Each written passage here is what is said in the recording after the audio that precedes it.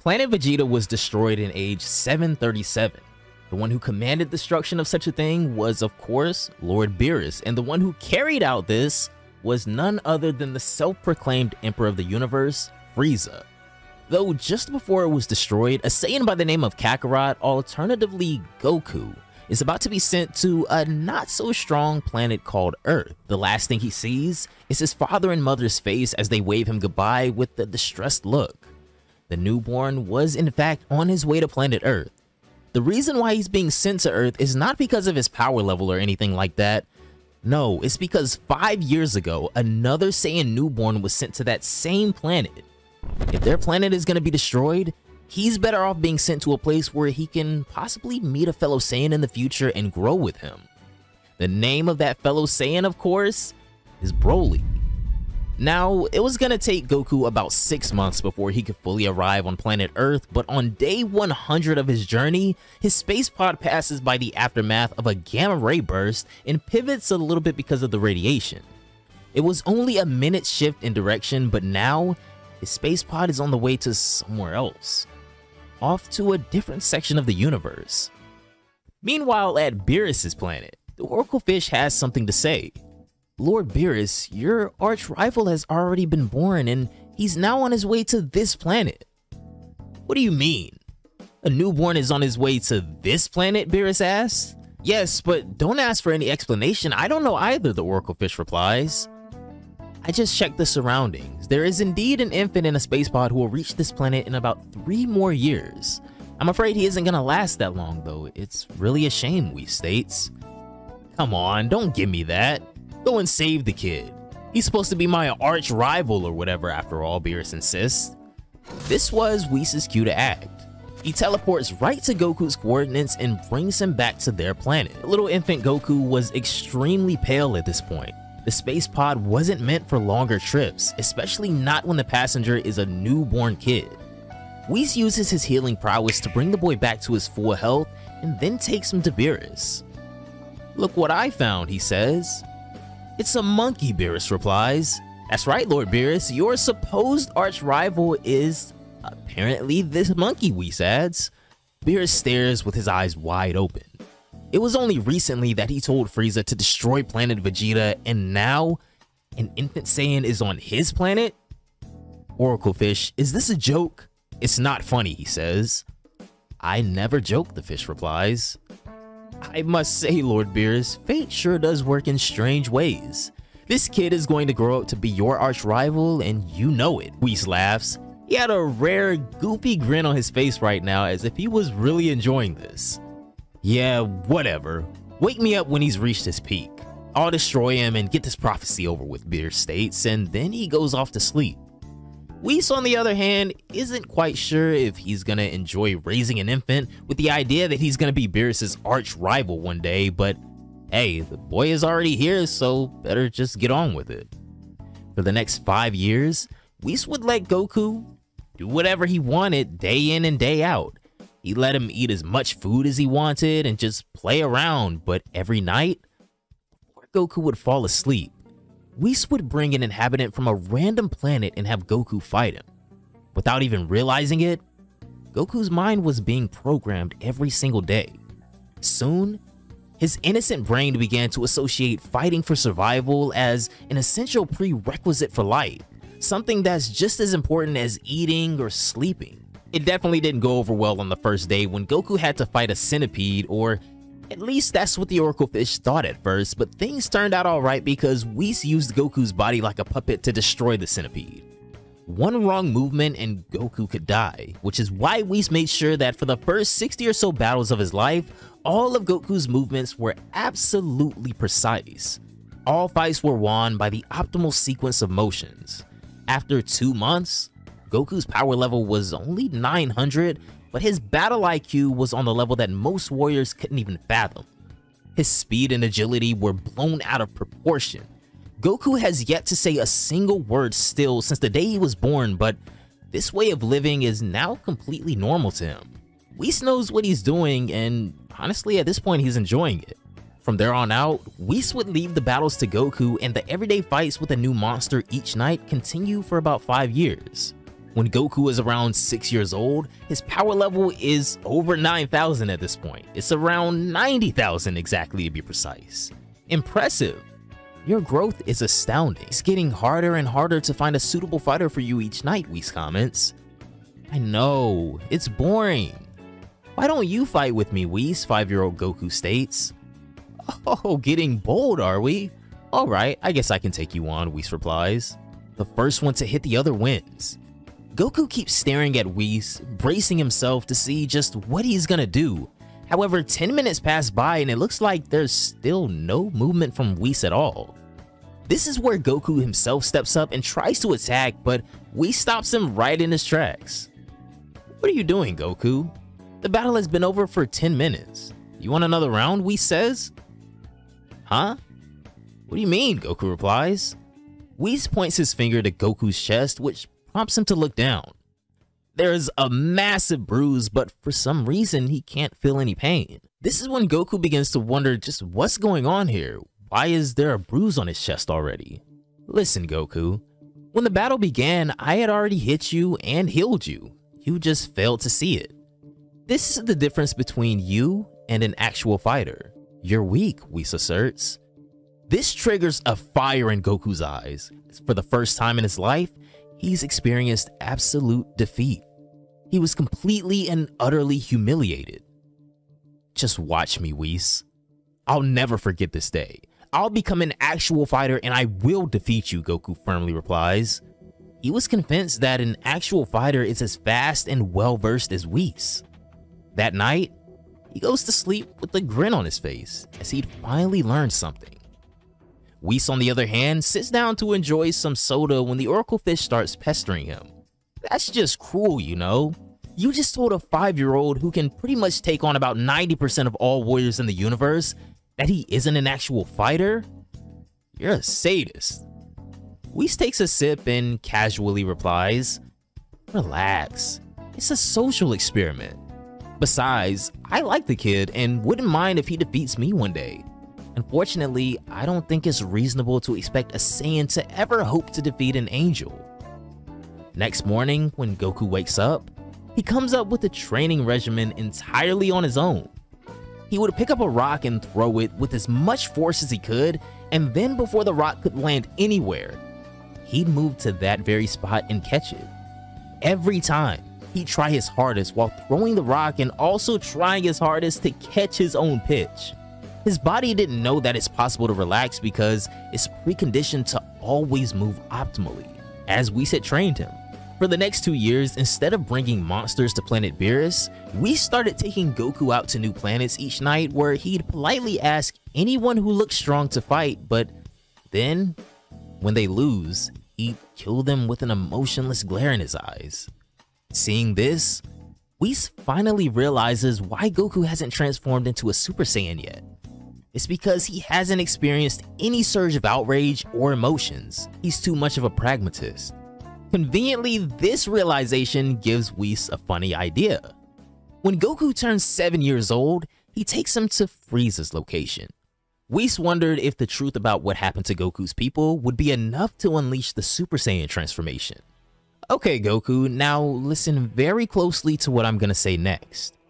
You are from a race of warriors called Saiyans, and this lizard right here is the one who blew up your planet to smithereens right after you left.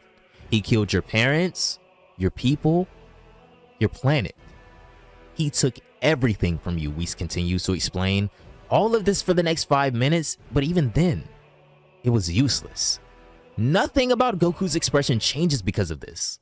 Nothing at all. He doesn't even raise his eyebrows. Hey, you're Lord Beerus' attendant, aren't you? What's going on? Is that a Saiyan, Frieza states? Whis ignores him completely and engulfs the place into total silence. Goku then asks a sincere question. Okay, so is this tonight's monster? Should I defeat him as well? Yes, but are you sure you listened to what I just said? Your parents and home planet were taken away because of this guy, Whis asks. Whatever, I don't care. It was Lord Beerus who told him to do it anyway. The Oracle Fish told me when you were away, Goku replies, and braces himself for battle. This Saiyan monkey seriously thinks he can defeat me? Isn't that cute, Frieza laughs. though for the next few moments, there is apparently no movement from Goku, at least not when it comes to Frieza's perspective. This gives Frieza a feeling of uneasiness that he can't quite understand. He instinctively looks down at his chest and finds a big bruise. Frieza had already been hit, but since it happened in a mere fraction of a second, his body didn't register the attack and therefore, he didn't feel any pain until after realizing what had happened. Frieza starts coughing blood as he says, I know what this is about. This kid is a Super Saiyan, isn't he? Goku appears before Frieza, steps on his tail and says, Super Saiyan? Is that an actual fighter?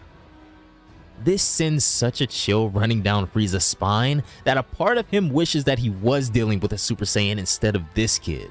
In all his life, he had never seen anyone move like this. What the heck is going on? Frieza was afraid, and this just drove him insane. He cuts to the chase and enters his final form. Subsequently, a 12-year-old named Vegeta enters the room and informs Frieza about a rare planet he was asked to discover. But before Vegeta could say anything, he's flabbergasted. Is that a Saiyan, he says? But Goku pays him no attention and kicks Frieza in the face, though this time, it didn't work. Goku's power level at the age of 5 was around 90,000. Now, at age 7, it's about 1 million, but this is nothing to Frieza, who is now in his final form. Frieza grabs Goku's leg, slams him on the ground, and then throws him up with as much force as possible. Goku's body destroys the ship's roof and flies all the way outside of the planet's atmosphere. This is where he sees a full moon. He had seen the moon before, many times actually, but never a full moon, and definitely not one that's this close up. Goku suddenly experiences a twitch in his spine.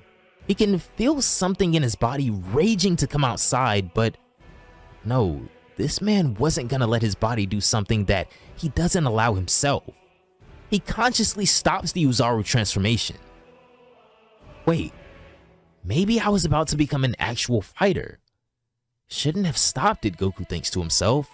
He was outside the atmosphere, and it only took a minute or so before his body began to tremble from the lack of respiration. Both the twitch in his spine and this trembling were unknown territory for Goku. Whis was observing the situation from inside the ship as he uses telepathy to tell Goku, "Don't try so hard to control yourself, Goku. Just let it go. Be serene. Calm your heart." Goku would listen to this, closes his eyes, and folds his hands. The twitching stops because he isn't looking at the moon anymore. The trembling stops because his body is now trying to transcend that primitive need. Suddenly, Goku's body feels as though it's coming to life.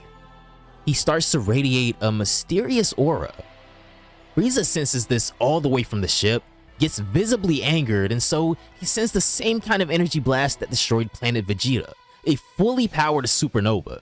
This triggers Vegeta's PTSD even though he wasn't even there when the planet got destroyed. And as far as Goku, each part of his body can feel the incoming blast. It's gonna hit them in another second, but Goku maintains his position. Despite the situation, he was continuing to calm his heart. He had absolute trust in Whis. The blast passes from there. Frieza looks again, and now there's no sight of Goku. He laughs, though Vegeta clenches his fist in fear. Frieza would continue his laughter for the next couple of seconds, but then he experiences a hand patting him on the shoulder from behind. It was Goku. And this kid was actually an Ultra Instinct. Frieza stopped laughing immediately, while Whis actually did start laughing. And Goku once again asked Frieza a question. "Are you an actual fighter?" Frieza flips. He begins to try and punch or kick Goku, but nothing works. It simply feels impossible for him to hit him. Every 10 attempts by Frieza, Goku lands one of his own and instills pure fear into Frieza's head. Until finally, Frieza can only watch in fear as this absolute pinnacle of a man or a child moves in ways that are beyond his imagination. "You're weak, Frieza. You can't be an actual fighter," Goku states, and prepares an energy blast similar to what Frieza had thrown at him earlier. Then, without any sense of excitement in his eyes, he pulverizes Frieza completely. In this universe, Frieza would be killed by a 7-year-old Saiyan. Goku loses his premature Ultra Instinct shortly thereafter and notices Vegeta. "What do you want?" Goku asks. "Don't tell me. You're a Saiyan, aren't you?" "Yeah, you must be Raditz' brother. Impossible, how are you so strong?" Vegeta answers Goku's questions with questions of his own. Goku immediately appears right in front of Vegeta and punches him in the gut. "Don't talk to people like that unless you're willing to fight," he states. Goku had already defeated today's opponent, so there was no real reason to take another life here. "My job's done, Whis. Let's go back to our planet," Goku exclaims. Meanwhile, on planet Earth, Broly is also around 12 years old as well. He was found by a pair of old Earmo farmers around 12 or so years ago as they picked him up, took him into their farm, and also chopped off his tail because it definitely isn't healthy for a newborn to have a tail, I'm sure. Better just chop it off now, they thought. They raised him like their own son, and he helped them however he could. Every so often, Broly's strength would surprise the old couple, but they'd simply say, "Isn't it nice to be so young?" However, now that he's 12 years old, they're thinking of sending him to the city to get an education. Going back to planet Beerus, Goku begins to remember everything we said, and then there's that kid who called him a Saiyan. He would enter Beerus' room and wonder if Beerus is an actual fighter. Why did he want Frieza to destroy my home planet? Goku thinks to himself. Goku had heard quite a few things about what had happened to his home planet during the fight against Frieza.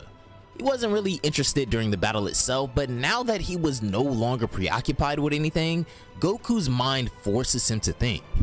He steps into Beerus' room, wonders if the man who ordered Frieza to destroy his planet is an actual fighter, but then leaves shortly after. Goku had a hard time sleeping that night, though as for Kid Vegeta, he was unable to sleep as well. How was Frieza so easily defeated, and by who? Wasn't that Raditz' brother? Could it be that his brother is a Super Saiyan? But how? Vegeta's mind was overwhelmed with all of these questions. 2 days later, Raditz returns to the main ship together with Nappa. The first thing he receives from Vegeta isn't a greeting. It's actually a slap to the face. "Little brother, too strong. Explain," Vegeta asks. "What are you talking about?" Raditz impulsively replies. "You're speaking in fragments, man."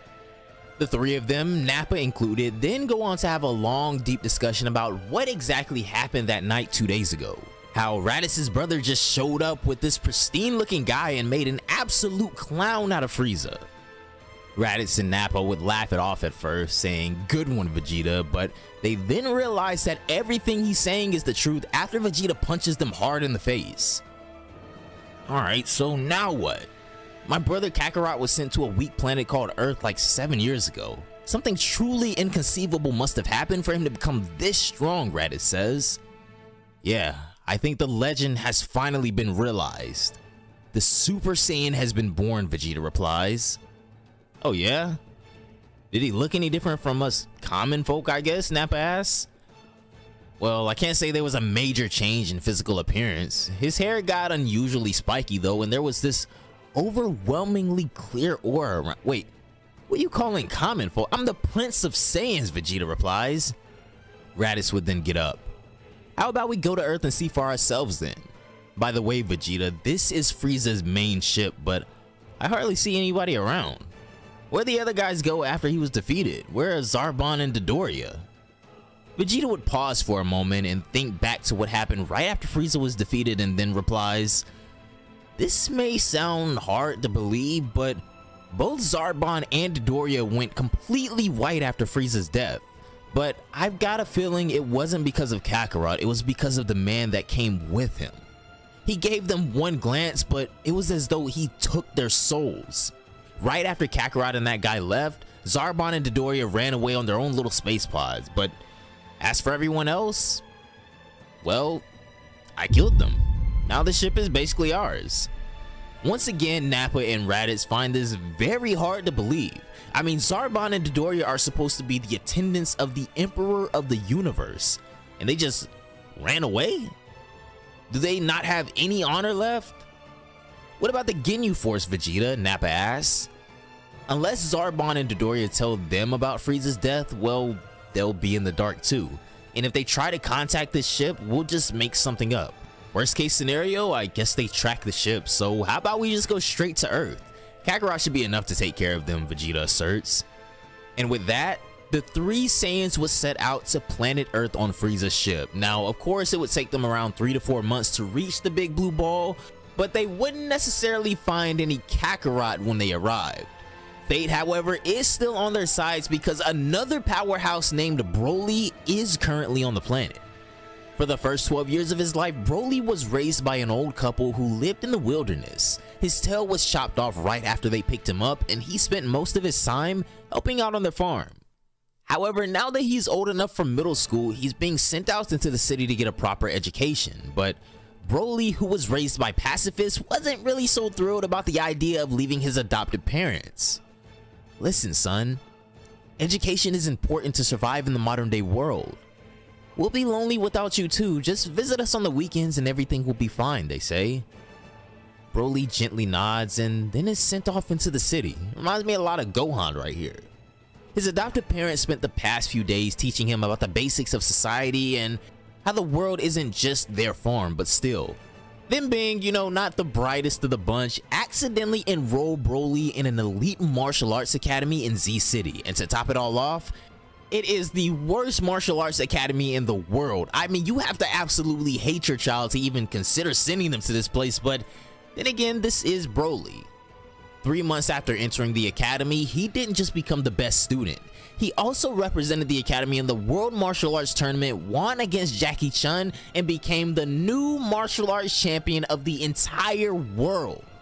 Broly's adopted parents would worry because he didn't show up to the farm that particular weekend, but they would have other guests. Vegeta, Nappa, and Raditz would finally arrive. All three of them were walking towards the house when something inside of the ship started beeping. Vegeta tells Raditz to go take a look. Not good, Vegeta. The Ginyu Force must have caught on to us because the tracker says that they'll be here in another 2 days, he says. Vegeta would take a deep breath. Alright, so we have 2 days to find Kakarot or else we're dead, Vegeta states. The old lady sees the stressed looks on their faces and invites them in. Surprisingly, the three Saiyan boys oblige, and then afterwards they're treated to a nice dinner by the old couple. I don't understand. Why is a local peasant like you treating us invaders with such good food? There better not be any poison in it, Vegeta asks.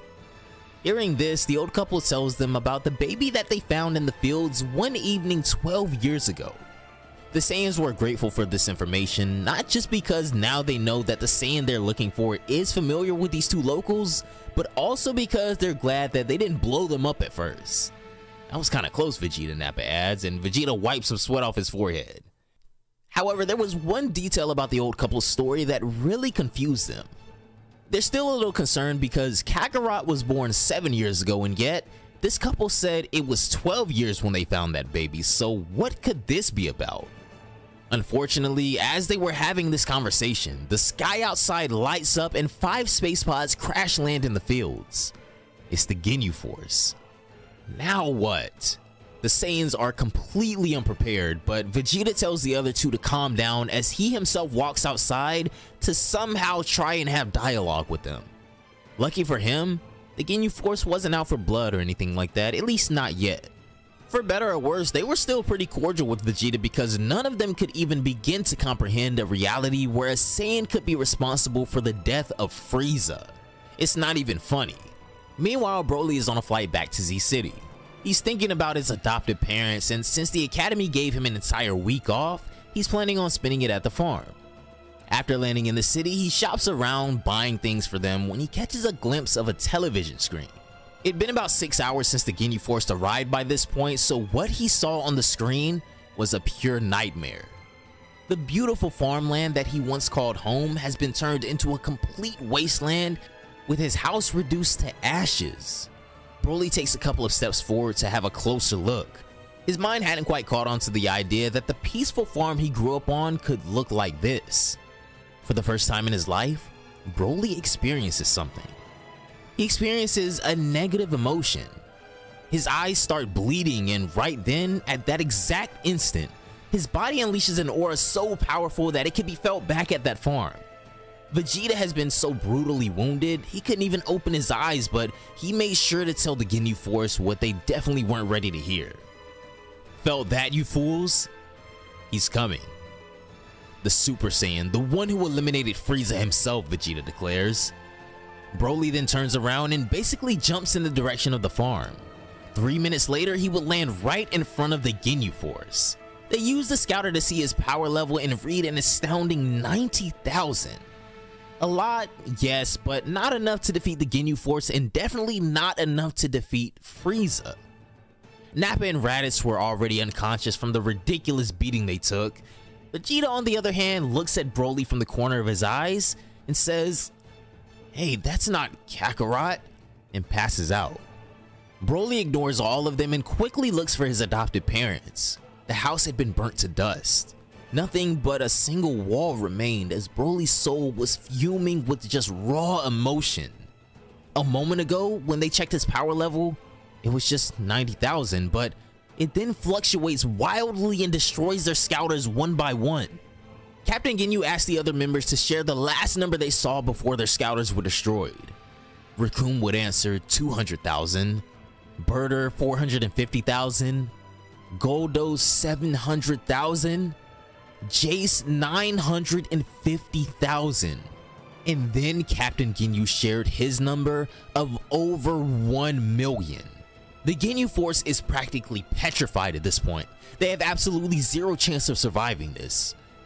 Broly would continue to walk around and he looks behind a wall where he then sees the collapsed bodies of his parents. As anyone would in that situation, Broly assumes the worst. He presumes that they've already died. So this was it.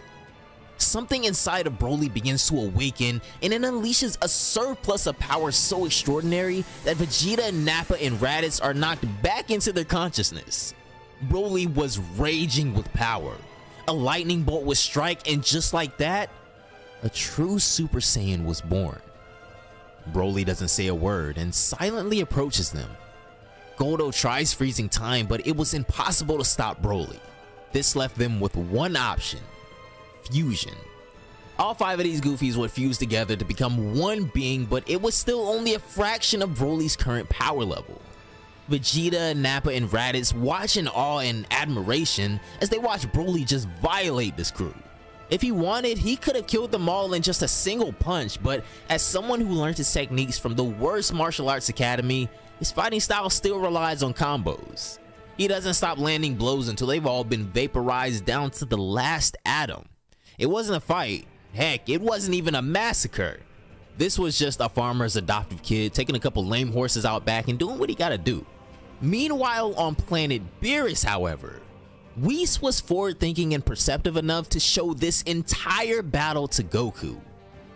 Whoa, that was really cool.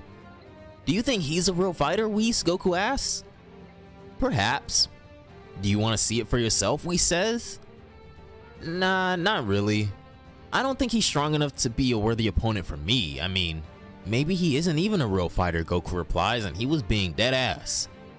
Not sure how long I'm gonna have Whis keeping up this joke about real fighters with Goku. I think it's kind of funny, but if you guys wanted more context on why Goku keeps using this term, definitely be sure to go check out part 1 of What If Goku Was Raised by Whis. But for now, we'll just keep messing with him. Say, Goku, do you want to fight a real fighter, he asks.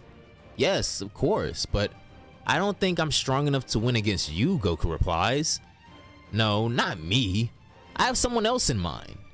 It's Chaos itself, the incarnation of evil named Majin Buu. To be honest, he'll be the perfect opponent for you to master your Ultra Instinct. You need to fight someone as unpredictable and spontaneous as him, and yes, he is a real fighter, Whis declares. Goku's eyes would of course suddenly light up with excitement as he stands nodding hysterically, hinting that he's ready to have a go at it with Majin Buu anytime, any place. Whis wonders how exactly they should go about this. I mean, he's not supposed to get directly involved with whatever Babidi and the demons are planning, but since it's Goku who will be doing everything, maybe it's cool. Whis realizes that overthinking is not a virtue and decides to just roll with it. Goku and Whis pull up to Babidi's organization. They're attacked by a stupid number of denizens, but Goku instantly takes them all out. At this point in time, Babidi and Dabura weren't ready at all. I mean, they still needed decades of planning before they could awaken Majin Buu for good. Now, moments ago, when Goku destroyed his elite squad, Babidi was fascinated. If he could just put this kid under a mind spell, it'll be so much easier to revive Majin Buu. Though of course, this doesn't work. "What's wrong, Goku?" Whis asks. "Nothing, it just felt like a mosquito went into my ear or something," Goku replies. He was unfazed, he didn't even notice the mind control. "Alright Goku," Whis states, "I've already looked through this entire place. All you have to do is defeat around the 10,000 or so men that are here and Majin Buu will awaken." Goku will reply, "Roger that," and gets on the grind. Funnily enough, Babidi would go on to give Goku that same command, which would in turn give him the impression that his mind control was working on Goku. But this was no coincidence either, no. Whis was playing some 5D chess with everything going on right here, and despite the plain and drab facial expressions he always has, he is having an absolute blast raising Goku. I mean, this is the most entertaining thing he's done in a while. Anyways, from the moment Goku began until he killed the 10,084th soldier, it took him about 28 minutes. He killed all of them with a single fatal blow one by one and also leveled up a lot in the process. Enough energy had been gathered for Majin Buu to awaken, and it would finally happen. After so many millions of years, Majin Buu graces the demons with his presence once again, except the only demons left alive now are Babidi and Dabura. And since Whis asked Goku to basically take care of everything, he doesn't stop when Buu awakens. No, Babidi and Dabura are demons as well, so they had to go too. "Alright, I'm done, Whis." "Wait, what are you doing? Isn't that my opponent?" Goku sincerely asks when he sees Whis using his staff on Majin Buu. Yes, I know. I'm just extracting the Grand Supreme Kai from him to help out this universe a little. It'll also serve as a good excuse if my involvement in this was ever questioned," Whis states. Even though he's having to cover his tracks along the way to avoid scrutiny with involvement, Whis is getting top tier entertainment from all of this. The Grand Supreme Kai expresses his gratitude to Whis and then teleports himself back to the secret world of the Kais. Of course, this extraction would in turn cause Majin Buu to transform back into that smaller, more chaotic, and inherently evil version of himself. Kid Buu versus Kid Goku. Subsequently, back at Earth, in the aftermath of the battle, Broly is seen just standing there for hours, wondering what he's gonna do without them, when the old couple wakes up and calls out to him. As it turns out, they weren't dead, fortunately. They had only collapsed from the exhaustion of trying to run away. In fact, the reason Vegeta was so badly wounded isn't just because he was trying to fight the Ginyu Force, it's because he was protecting them. Meanwhile, a legendary showdown between Kid Goku, who possesses Ultra Instinct, and Kid Buu, which will permanently disrupt the face of this universe, all being monitored by Whis, of course, has now begun. "Whis, are you sure this guy is a real fighter? He seems even more full of himself than that Frieza guy." Goku asks a sincere question now. "Oh, you bet, kid. Just ignore that stupid dance and cut him some slack. I mean, he woke up after several million years of sleep," Whis states. "Oh, so it's the morning blues," Goku replies. As for Buu, well, he was just kind of vibing under the stars in the meantime. I mean, he wasn't paying these niggas any attention. He was beating his chest like King Kong, blowing snot bubbles. He was flying around in his ball form, and then suddenly, he uses the surface of the ship like they were on a trampoline and jumps straight towards them. Goku is observing him, trying to make any sense at all of his movements, but it is literally impossible. Unlike all of the opponents he had faced previously, Buu is the only one whose movements follow no pattern whatsoever. In every sense of the word, he was literally unpredictable. "Well, what are you waiting for, Goku? Your opponent's right there," Whis states. "He literally just jumped high into the vast unknown." "You lied to me, Whis. This isn't a real fighter," Goku replies, but just then, Buu would reappear and land a kick on Goku's head that he didn't see coming. He would barely be able to block it in time, but Goku could instinctively tell that, unlike all of the other opponents he had faced so far, this guy's strikes had some real weight behind him. But Buu doesn't just stop there. He follows up that kick with another one, and this time, he completely shatters Goku's block and it landed right on his head. Goku stumbles but quickly regains his footing. He's trying to get a proper understanding of how strong he can expect Buu to be so that he can work out his strategy to defeat him, but Buu on the other hand just gives off an evil smirk. He's pleased by Goku's ability to block him, but then the fight would break out. Goku would waste no moment in entering his Ultra Instinct state. This is now a battle between pristine movements and chaotic unpredictability. Once that initial novelty wears off, Goku's primal nature starts to take over and he is enjoying it right now. Buu would come at him from absolutely nowhere and manage to land a hit half the time, and Goku would counter him with perfect accuracy the other half.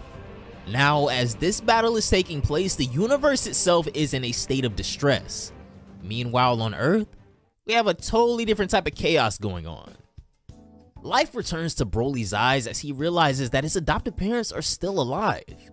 He expresses his sincere gratitude to Vegeta when the latter finally wakes up, and soon, all of the young boys, Broly, Vegeta, Nappa, and Raditz start helping the old couple rebuild their house. Vegeta, Nappa, and Raditz are confused though. I mean, they were supposed to find Raditz's brother Kakarot on this planet, not this Broly guy. I mean, they didn't even know that another Saiyan still existed, let alone one this powerful. Vegeta, that greenish yellow hair from earlier. This guy Broly became a Super Saiyan, didn't he, Nappa asks. Yeah, I'm not so sure about that. Kakarot's hair wasn't that color, so why was his, Vegeta replies. Well, maybe it depends on the individual. Who knows? Your Super Saiyan transformation might make your hair red, Vegeta, Raditz comments. Broly is right there with them, but he's not really participating in the conversation right now. It appears he isn't interested. For what it's worth, Broly still has no idea about his Saiyan lineage. Going back to Goku's fight against Buu, however, things have really started to heat up. Goku's body is slowly becoming accustomed to the fact that an attack could come from anywhere in this battle, which is why he's using his eyes to constantly try and search for Buu's weak points, while the rest of his body instinctively detects and reacts to Buu's attacks. Now, it's all a battle of fine movements. Still, Goku's physical prowess pales in comparison to what Buu can do, and so every hit Goku takes depletes a major portion of his overall health. They're constantly clashing and zipping around the solar system they're in, and Whis is just casually gliding behind them, following them around from moon to planet to wherever. At one point though, Buu notices this, and since he had already gotten pretty bored of Goku, he shifts his attention now. He goes after Whis instead. Whis, being Whis, swiftly dodges any and everything Buu throws at him, all of this while just munching on a snack. This momentary exchange allows Goku to observe them both in third person, and he's able to see it all now. He sees how Whis doesn't even need to look at Buu, and he also notices how Buu freestyles his attacks. He simply changes his mind in the middle of one and does something else. The elastic nature of his body is a real plus for him. It doesn't last long against Whis though. Buu gives up a few minutes in and just returns to chasing after Goku. However, having just gone up against Whis, Buu felt a little different somehow now. In a way, he may have just grown. Almost out of the blue though, he propels himself using an energy blast and comes straight for Goku.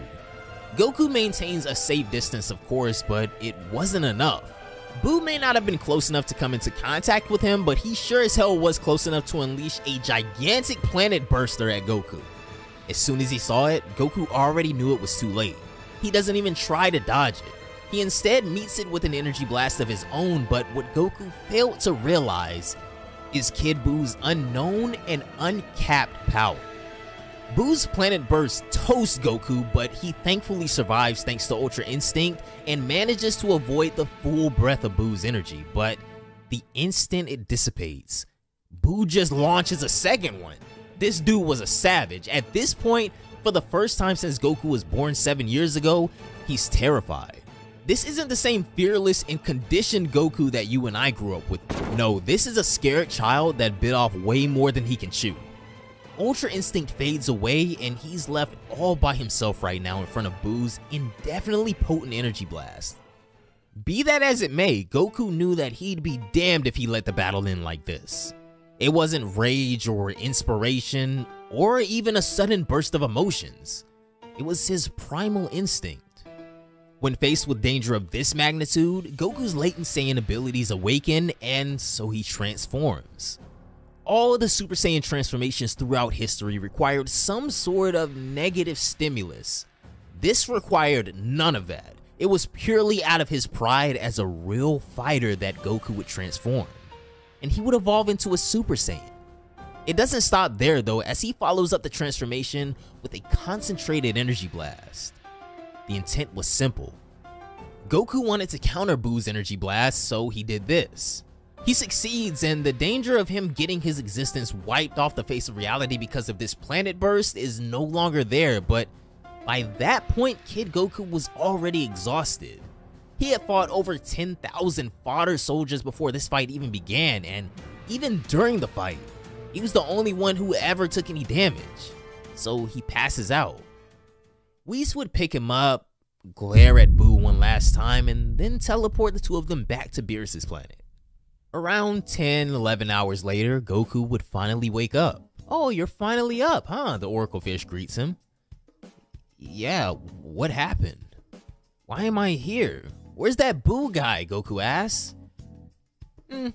Probably out wrecking some more things in the universe. "It sucks, you just weren't strong enough to beat him this time, Goku," the Oracle Fish says. "Wait, what? No, take me back. I've gotta defeat him," Goku declares. "No, Goku, it doesn't matter how many times you fight Buu. The result will always be the same. You may have unlocked Ultra Instinct, but your body sucks, for lack of better words. Your hardware can't handle someone as strong as Buu right now. Maybe in 10-20 years you'll have a chance," Whis replies.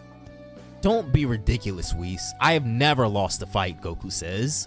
"Well, actually you just did around like 10 or so hours ago. Give it up, kid," Whis states. "No, never. Excuse my language, but I'm gonna kill that guy," Goku asserts. You naive child. As I said, it is impossible for you to win. Right now, at this very moment in time, only myself and Lord Beerus are capable of defeating someone like Buu. Remember, kid, you lack the hardware to use Ultra Instinct more efficiently right now," Whis states. "Wait a minute. Does that mean there are only 3 real fighters in the universe?" Goku asks. "Perhaps," Whis replies. Their back and forth argument continues for about another minute or so until Goku just springs up and starts punching the air like he's ready to get back in there again. Later that night, when talking to the Oracle Fish, he learns more about Buu and the way he'd been terrorizing the universe since the beginning of time and space. "I see, but what about now? Isn't he just free to do whatever he wants? We better be keeping an eye on him, or else I'm gonna feel guilty for all the lives he's gonna take or the planets he's gonna destroy," Goku asks.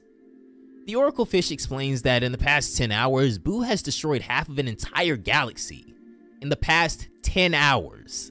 That's hundreds of billions of planets, many of which probably still had life on them. With this realization, Goku is left speechless. He doesn't even know how much a billion is, and damn sure can't count to that, but he can tell that wrong things will continue to happen as long as Buu is out. "Why do you care so much, Goku? You didn't even show a reaction when I told you about the destruction of planet Vegeta," the Oracle Fish asks. "I don't know, for some reason, this is just different. Planet Vegeta's destruction wasn't my fault, but this one kinda is. Innocent people are dying right now because I lost to this guy," Goku declares. His body still hadn't healed from all the damage he took, but his eyes were more alive now than they had ever been in the past. His last battle had quite literally set his soul on fire. But however real the moral dilemma was, he can't do anything because Whis just simply won't budge. So what now? As he was wondering what to do, Whis appears at the scene. "I'll give you a hint, Goku. Just tell me to take care of Buu. That'll easily resolve everything and you won't have to worry about anything anymore," Whis politely states. Though this just pisses Goku off.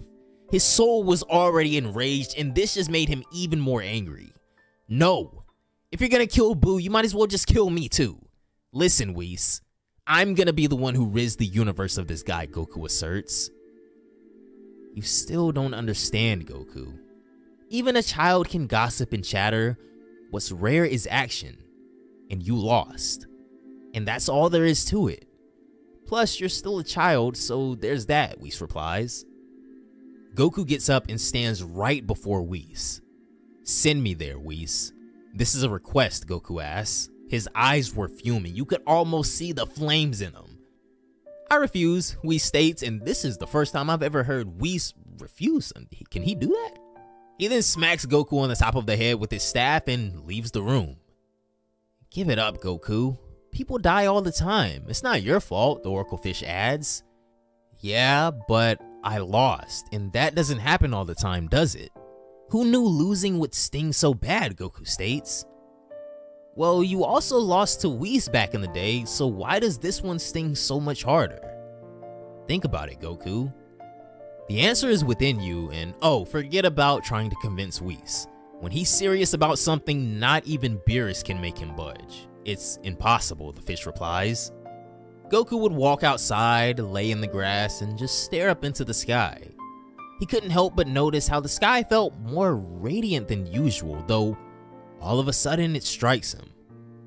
Wait, are those explosions caused by Buu? Goku panics to himself, but there was literally nothing he could do. His eyes felt heavier than usual, and eventually he would fall asleep right there in the grass. He soon finds himself in a space pod, looks through the window and sees two individuals waving goodbye to him with stressed looks on their faces. Goku didn't understand what was going on, but he still teared up. Fortunately, it was just a dream, but when he woke up, those tears were still running down his cheeks. He may have spent the past 7 years fighting strong enemies, and he may have unlocked something as pristine as Ultra Instinct, but this is still just a 7-year-old boy, and his emotions look like they finally caught up with his age. He shakes off the tears and walks up to Whis. Fine, Goku says, looking at the ground but still standing before Whis. I'll wait. But can you at least contain Buu? He's gonna eliminate half of the universe if he continues on like this for the next 10 years, Goku asks. I don't doubt that, but why do you care, Goku? He was gonna wake up sooner or later anyway. Why should it be your fault that all these people are dying, Whis replies. It's all my fault because this could have all been prevented if I was just stronger. All of these people are dying because I lost to this guy. Whis, please take me up as your disciple. Train me so that I can defeat Buu. I don't care how long it takes. I'll eventually win against him and then we'll proceed, Goku declares. Proceed to what? Whis asks. The god of destruction, Beerus. He'll be my next opponent, Goku asserts, and there wasn't a single shred of hesitation in his eyes. Really? Is that right, Goku? Whis says with a smirk stretching across his face. You're finally thinking clearly. This is it. You'll need this mental clarity if you want to master Ultra Instinct, Whis states. Whis had been waiting a long time for Goku to mentally mature, and now it seemed like he was ready. Whis uses his staff to open up a portal, and where this room led to was Whis' own version of a room of spirit and time. It's here where he proceeds to whip Goku into shape for the next 5 days. In this realm, Whis would even use the curse technique to summon a carbon copy of Buu and then make Goku fight him endlessly the entire time. 5 days in the real world would equate to about 5 years in this chamber. Goku trained himself ragged the entire time. He was no longer about just not losing. Instead, he wanted to be so strong that it never even made sense for him to lose from here on out. Buu was just the beginning. Think about it. This kid is already focused on Beerus, whom he wants to be his next opponent. 5 days of absolute hell with Whis would soon pass by, and when those doors swung open and Goku and Whis would exit the room of spirit and time, Goku would step out, and even though it's only been 5 days, his biological age now is 12. So he's around the same age as Broly and Vegeta now thanks to this. Speaking of those guys, Buu is done with quite a lot of galaxies at this point. I mean, he has been extra aggressive recently because he desperately seeks that round 2 with Goku as well.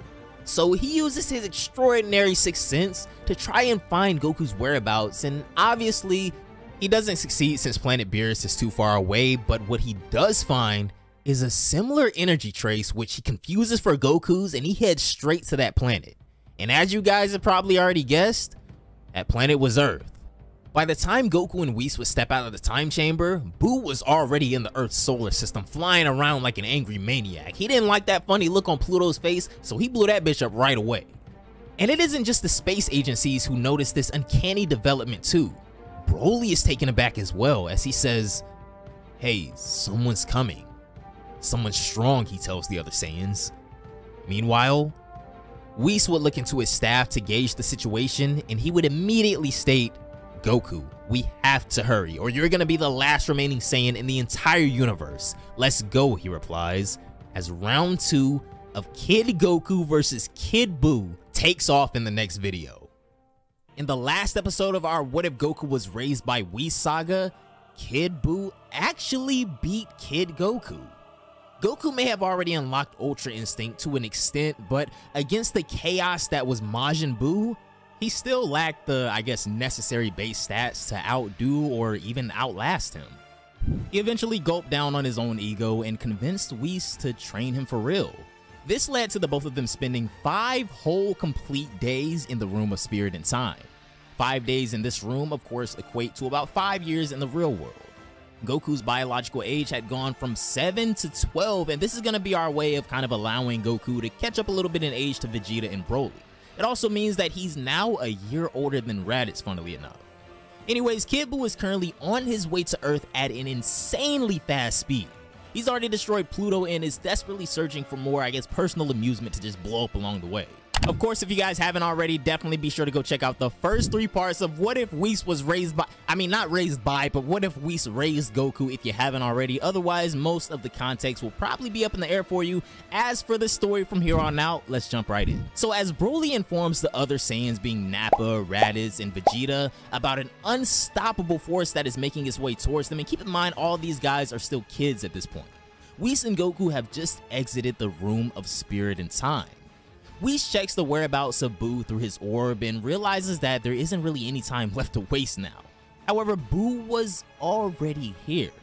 About 5 million or so years ago, this same entity traversed the universe and destroyed countless galaxies. To him, the distance between Earth and Pluto might as well just be insignificant. Broly slowly catches on to this fact as well. "What's up, Broly? Why are you looking so stressed?" "Who's coming?" Raditz asked. "Someone strong. They're really strong. I don't think we can beat them," Broly replies. "Alright, calm down, Broly. It might just be Raditz's brother that Vegeta spoke of earlier. That guy's pretty strong too," Nappa adds. "No, I can feel this too. Kakarot's energy was much more refined. This one is too chaotic, and it's difficult to pinpoint where it is exactly. If my intuition is right, it may already be on the planet," Vegeta states. Sure enough, Buu had already landed on the planet, and he's at the South Pole. He came here in search of Goku's energy, but of course, Goku isn't here yet, which is why Buu gets a little confused and also ends up getting distracted by something flashing in the distance. Meanwhile, Broly's intuition screams, telling him that he needs to transform and do it now. He does exactly that, and this gives Buu the reminder he needed of the transformation he saw when Goku countered his energy attack. It was the same exact type of energy. Buu would just grin, thinking he's finally found Goku's whereabouts, and having realized what he came here for, he immediately launches himself and reaches Broly's family farm in a split second. Now, he once again feels a little confused because this individual in front of him is definitely not Goku, but this is Buu, so who honestly cares? Buu was ready to fight. Broly wastes no instance in being the first one to attack. He propels himself with the intention of grabbing Buu. The latter was a lot smaller, so Broly knows that if he can just get his hands on him, he'll have the advantage. This was a lesson he remembered from the worst martial arts academy. Majin Buu would excitedly anticipate whatever it is Broly is scheming next. He honestly doesn't care. He even lets himself get grabbed and then blown to bits by Broly's energy blast, just for shits and giggles. Raditz, Nappa, and Vegeta all rejoiced, thinking this was it. Broly had seemingly won, but what these Saiyans failed to realize is that this is Majin Buu we're talking about. Long ago in the past, Frieza's father even told him that there are 2 individuals that he must absolutely never step up against: the god of destruction Beerus and Majin Buu. However, these Saiyan kids didn't have a clue. Confused and afraid, all they can do is watch and observe as Buu immediately starts piecing himself together, and it appears as though the battle hasn't even begun yet. Luckily for them, before they realize the true extent of the horror that Majin Buu is capable of, Goku and Whis show up. Oh good, there are still 5 Saiyans in the universe, Whis states. He's relieved that Buu hasn't killed any of the other Saiyans yet. Goku looks at Broly and instinctively acknowledges this guy as a real fighter. Regardless of the fact that Broly right now can't even compare to himself in power, Goku's conscience still chose to see Broly as a real fighter, and he can sense something lying dormant in Vegeta as well. All of you guys step back. This guy is mine, Goku states as he then enters Super Saiyan. Raditz looks at Vegeta and Vegeta would nod, hence confirming to everybody that this kid right here is indeed the Kakarot they were looking for. Whoa, so my brother can use Super Saiyan 2. You were right, Vegeta, Raditz says. No, what I saw last time was different. It was much more eloquent and definitely more imposing. I guess Kakarot right now is on a whole new plane. Who would have guessed, Vegeta replies. In their perspective, Goku is so much stronger than them that there isn't even any room for envy or insecurity, just simple, pure admiration. Broly as well chose to let go of his Super Saiyan transformation after he saw Goku transform. You ready? He asked Buu as he begins taking a couple of steps forward, and of course Buu would just reply with his usual making a bunch of animal noises. Goku would approach him for an attack, and oddly enough, Buu lets him get a clean punch in. He's planning on shrugging off Goku's attacks like it's nothing, and he does start laughing right after he experiences the full weight of that punch, and yet, about 10 or 20 seconds later, Buu would begin to catch a nosebleed. Fast forward another couple of seconds, and he begins to cough up blood now. Unlike last time when Goku could do little to no damage even with his version of Ultra Instinct, he is now able to fatally wound Buu. This is what 5 years of training with Whis can do to even a preteen. Though it looks like Whis has something to say. You know, Goku, Majin Buu isn't someone you can defeat by brute force. You'll have to completely vaporize every cell of his being with power potent enough to set the entire planet ablaze, he states. Yeah, I know, but I don't really want to destroy this planet. I figured I'd just take it nice and easy for right now, Goku replies. Still, why didn't you start off with Ultra Instinct? I'm curious. Isn't Buu the perfect opponent to master that power, Whis asks? I mean, yeah, you're right, Whis, but I also gotta harness the power of being a Saiyan, right? Otherwise, I'll probably never be able to beat you, Goku replies. And this would cause Whis to chuckle a little bit. This kid is still hell-bent on eventually defeating an angel for whatever reason. To the point where we could probably say that Goku at this point in time is just using Majin Buu as a stepping stone. Impressive, kid. Nice one, Whis comments. Going back to the battle now, Goku and Buu are exchanging blows like there's no tomorrow. They're fighting pretty high up in the sky right now because Goku didn't want to needlessly disrupt the sea tides. But when you have a battle of this level going on, it's honestly hard to not affect the surroundings at all. But kudos to Goku for thinking about the planet first. Vegeta, Raditz, and Nappa are just lost for words. It's like a scene from a dream. Only a few days ago, they were still a slave to Frieza, and now they're witnessing one of their own engaging in this level of combat? Goku's larger-than-life presence inspires hope in the hearts of Vegeta, Raditz, and Nappa. It was surreal enough to make one question everything. Broly was also amazed, but his mind was somewhere else entirely. As he observed Goku's movements, he pictures himself fighting this guy at some point in the future. Meanwhile, the battle was really hitting up, and Buu would finally land a kick on Goku so hard that it launches him out of the atmosphere. Goku would then enter Ultra Instinct to kind of cope with the lack of air and space and quickly goes back to the atmosphere, but Buu is nowhere to be found. Did he run away? Definitely not, Goku wonders. Goku would use his boosted senses to inspect the entire planet for Buu's whereabouts, and he quickly realizes that this pink bastard is back in the South Pole for some reason.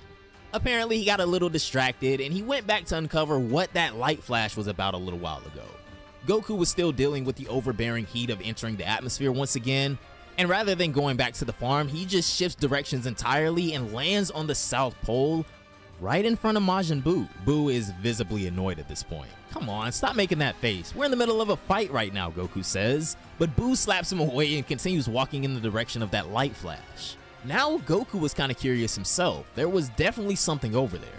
He walks towards it with Majin Buu, obviously a couple of yards behind him, but whatever was attracting their attention before is no longer there now.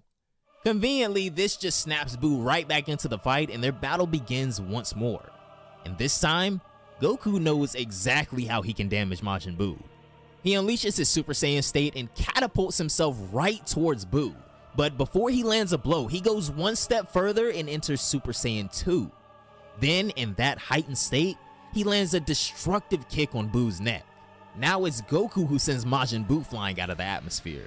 Seeing this as his opportunity to finally dust Majin Buu into nothingness, Goku would maintain his Super Saiyan state, but this is when he would also enter Ultra Instinct. This strange form would put an unusual strain on his body that he had never felt before, this being the first time he had ever even attempted something like this. But this would give him the necessary adrenaline rush, power, and speed to instantly catch up to Buu. Right then, at that almost insignificant moment in time, Goku would create a baseball-sized orb of energy above his head that instantly grows to proportions larger than a super spirit bomb. Suddenly, it's like the Earth had two suns. Buu couldn't escape the colossal nature of Goku's attack. It completely envelops him and begins to dissolve every fiber of his existence. Goku would watch his attack just vaporize Majin Buu into nothingness, and then he would simply just choose to head back, flying off kind of like how he did after he smoked Frieza on Namek the final time. His job was done. Whis was still back at the farm with the others, but he was able to show the entire battle to the Saiyans on his crystal orb. As they watched Majin Buu be disintegrated, the Saiyan kids would rejoice, but Whis would simply tell them, not quite yet. When Goku was about to go down to the farm, he notices it too. He thought now that the energy bomb had been released and Buu is being dissolved in real time, everything should be sorted out, but I guess logic be damned, because instead of letting the energy blast distort his existence and just destroy him already, Majin Buu absorbed it.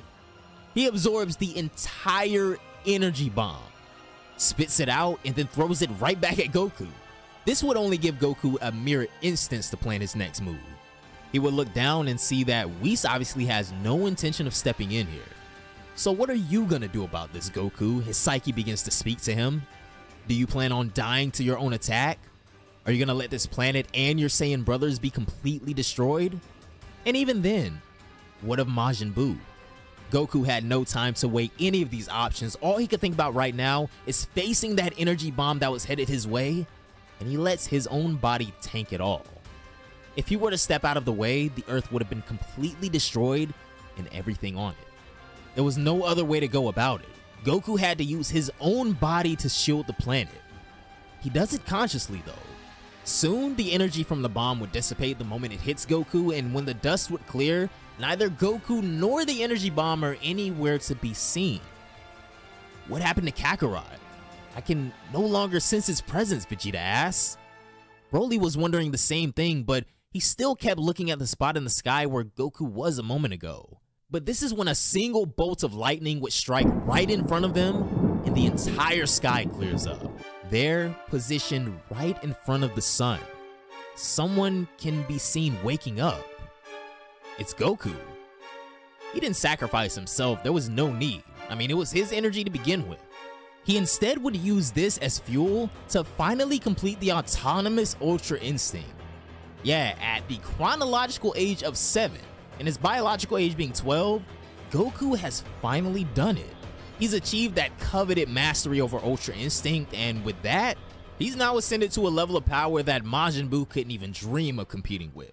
But I guess purely for the sake of adding a few more details to the story and to give my power scalers out there a little bit of content too, because believe it or not, I fuck with y'all, alright? I know y'all are in a little bit of a weakened state right now, but I'm here. Tech is here, just remain cool, alright? But this Goku in this story is now at relatively the same level as the Goku who became a Super Saiyan God during the battle against Beerus. Buu has been completely surpassed at this point.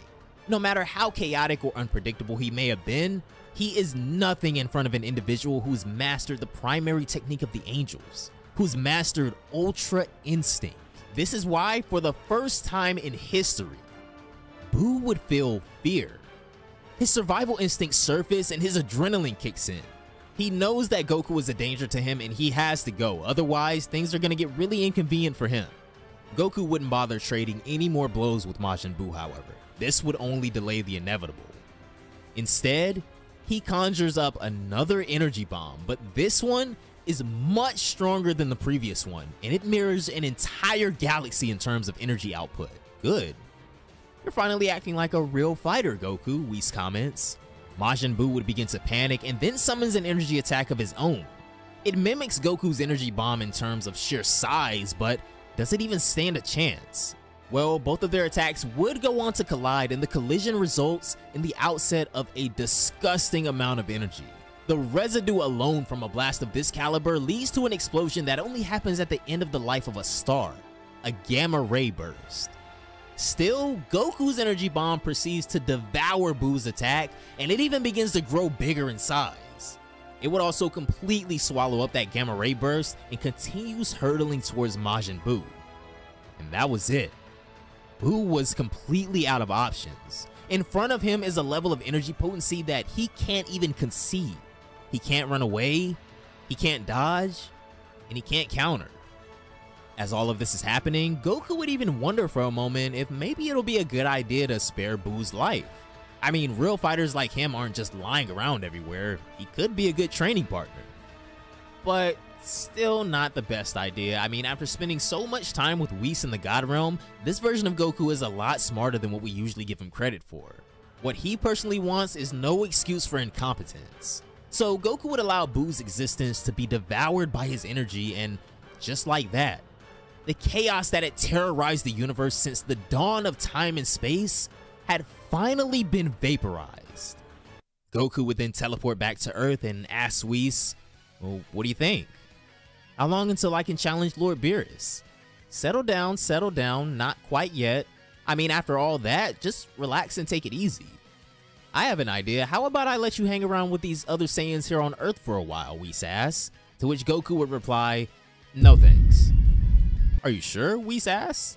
I know you acknowledge this Broly guy is a real fighter. You could use him as a training partner. The other Saiyans could learn a lot from you as well, Whis states. Fine, I guess you do have a point, and I do want to learn more about being a Saiyan, but how long though? I mean, when are you gonna come pick me back up, Goku asks. I'll return to review the outcome in a few years, Whis says as he looks at his staff. I expect most of you should be able to stay alive until that point. Bye-bye now, Whis says, and then he just straight up vanishes. Well, I guess it's just us now, Goku says as he turns around and looks at the other Saiyans. But for some reason, he couldn't help but shake the last words that Whis spoke. Review the outcome? What does he mean most of us should live? But I guess Goku couldn't worry too much about it right now because his stomach was rumbling, so he took the rest of the Saiyans and they went to go gather some food. Now about that light flash from earlier that was distracting both Buu and Goku that they saw in the South Pole. Well, this would have belonged to someone very familiar to all of us. Dr. Gero. And it's basically a router that catches DNA samples of extraterrestrial species in the area. The first flash they saw was when it took a record of Majin Buu's DNA originally, and then it would flash again to record Goku's. Now, Dr. Gero himself wasn't present at that underground lab, but when he visits a week later, he's amazed, downright bewildered by this new data. It's perfect. No, this is beyond perfect. This is greater than anything I could have imagined, down to the last minute detail. With this, I could create the most perfect life form to ever exist, rivaled by no one, Dr. Gero laughs. Meanwhile, Goku is currently training Vegeta, Raditz, and Nappa on how to transform into a Super Saiyan. You guys kinda suck, he says, for the 100th time since he took them on. Broly, on the other hand, is currently repairing the farm. As for Dr. Gero, well, the record and discovery of Majin Buu's DNA might be the single greatest and most dangerous breakthrough android technology could ever even hope to come across. I mean, he could literally 100 times his productivity. And by proxy, the time left until the emergence of that ultimate android would go from well over a decade to around only 900 days. Goku has been trying his best to teach Vegeta, Nappa, and Raditz how to transform into a Super Saiyan, but it just kinda isn't working at all for them. The problem lies in the difference in their perception of power. Goku unlocked Ultra Instinct at the age of 7 and then mastered it after 5 years in the Room of Spirit and Time. As far as he's concerned, the Super Saiyan transformation is insignificant, right? No different than drinking an energy drink. Though, of course, the other three have been Frieza's lackeys all this time. They may have seen superior levels of strength by now, but they just can't comprehend it. You guys sure you're from the same race as Broly and me? It makes no sense for you all to be this weak. I mean, you're weaker than those alien ants I used to fight when I was like 4 years old with Whis. Why? Goku says. Shut up, Kakarot. It's fine if you say that to us, but don't badmouth Vegeta. He's the Prince of all Saiyans, Raditz replies. The Prince of all Saiyans? He was Frieza's slave, what do you mean? Don't talk such nonsense to me or I'll destroy you, Goku asserts. Hearing this, Vegeta gets up and just leaves without saying a word. Normally he'd be fired up at a statement like this, but right now he knows he's far too outclassed by Goku to even say a word right now. And this has awakened a newfound desire within him, a desire to prove himself to Goku. That day, Vegeta made the decision to not train with Goku until he had at least become a Super Saiyan. Instead, he sought out Broly and forced the pacifist guy to brutally just destroy him, for lack of better words, every single day for an entire month. Raditz and Nappa also kept making progress, but without Goku. He was tired of them. Now all he does is fly around the world and find interesting animals. Meanwhile, somewhere in the universe, King Cold is upset. First, he lost contact with Frieza, and then with the Ginyu Force mysteriously. What's going on? It's been almost 2 months at this point, he continues. Go get in touch with Cooler. I fear something bad has happened to Frieza. We're leaving immediately. The Ginyu Force should still be on planet Earth. Let's see what they have to say. On King Cold's orders, Cooler is summoned. What, father? Has something happened to your favorite son? Cooler asks. Don't be like that, Cooler. I love you both equally.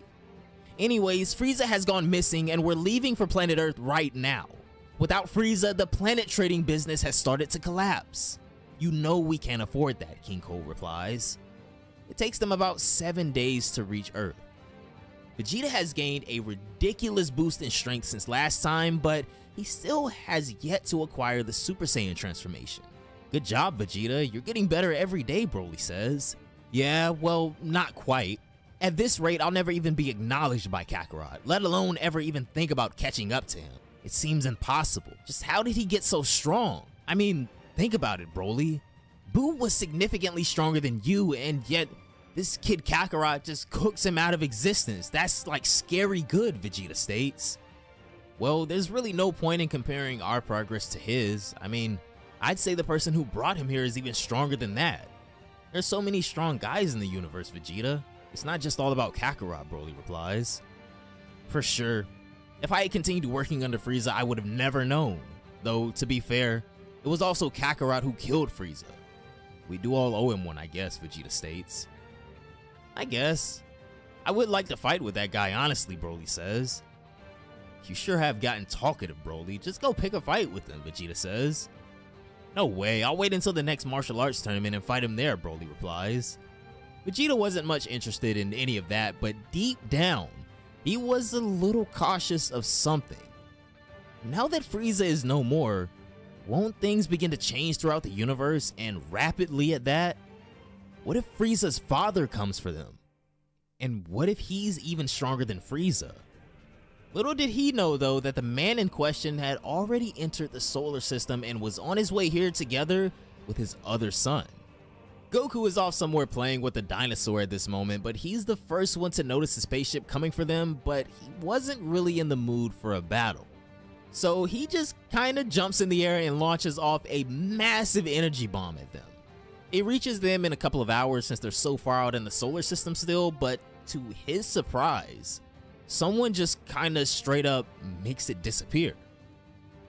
What the? Goku says. Another hour or so later, King Cold's ship enters the atmosphere. Raditz and Nappa are out hunting for food, and Goku still hasn't bothered relocating himself. The only ones there were Broly and Vegeta. Well, I guess it was foolish to think that we'd be able to avoid this confrontation, Vegeta states. The door opens and soldiers swarm the farm, and King Cold steps out next with Cooler. Broly immediately enters battle mode the moment he looks at them, but something freezes him. Seeing this, Vegeta wonders that maybe King Cold is stronger than Frieza, but the one Broly was cautious of isn't King Cold, it's Cooler, and for what it's worth, Vegeta has little to no information on Cooler whatsoever. Whoa, look at this, Cooler. We have two little cute Saiyans here. Isn't that Vegeta? Hey kid, you know something about my son's whereabouts? King Cold asks. Yeah, he's dead. He was killed, Vegeta replies. He may look calm, but Vegeta was fuming right now. This was only the second time he had ever seen King Cold. The first one was back when he introduced Frieza to the Saiyans, and in hindsight, that is what became their ultimate downfall. Vegeta's dreams of getting revenge on Frieza one day are pretty much over thanks to Goku, but he was dying to cut King Cold into pieces. In reply to Vegeta's words, King Cold erupted with laughter. That was a good one, Vegeta. As always, you Saiyans are so good at making people laugh. Vegeta immediately uses extreme movement to propel himself all the way to King Cold.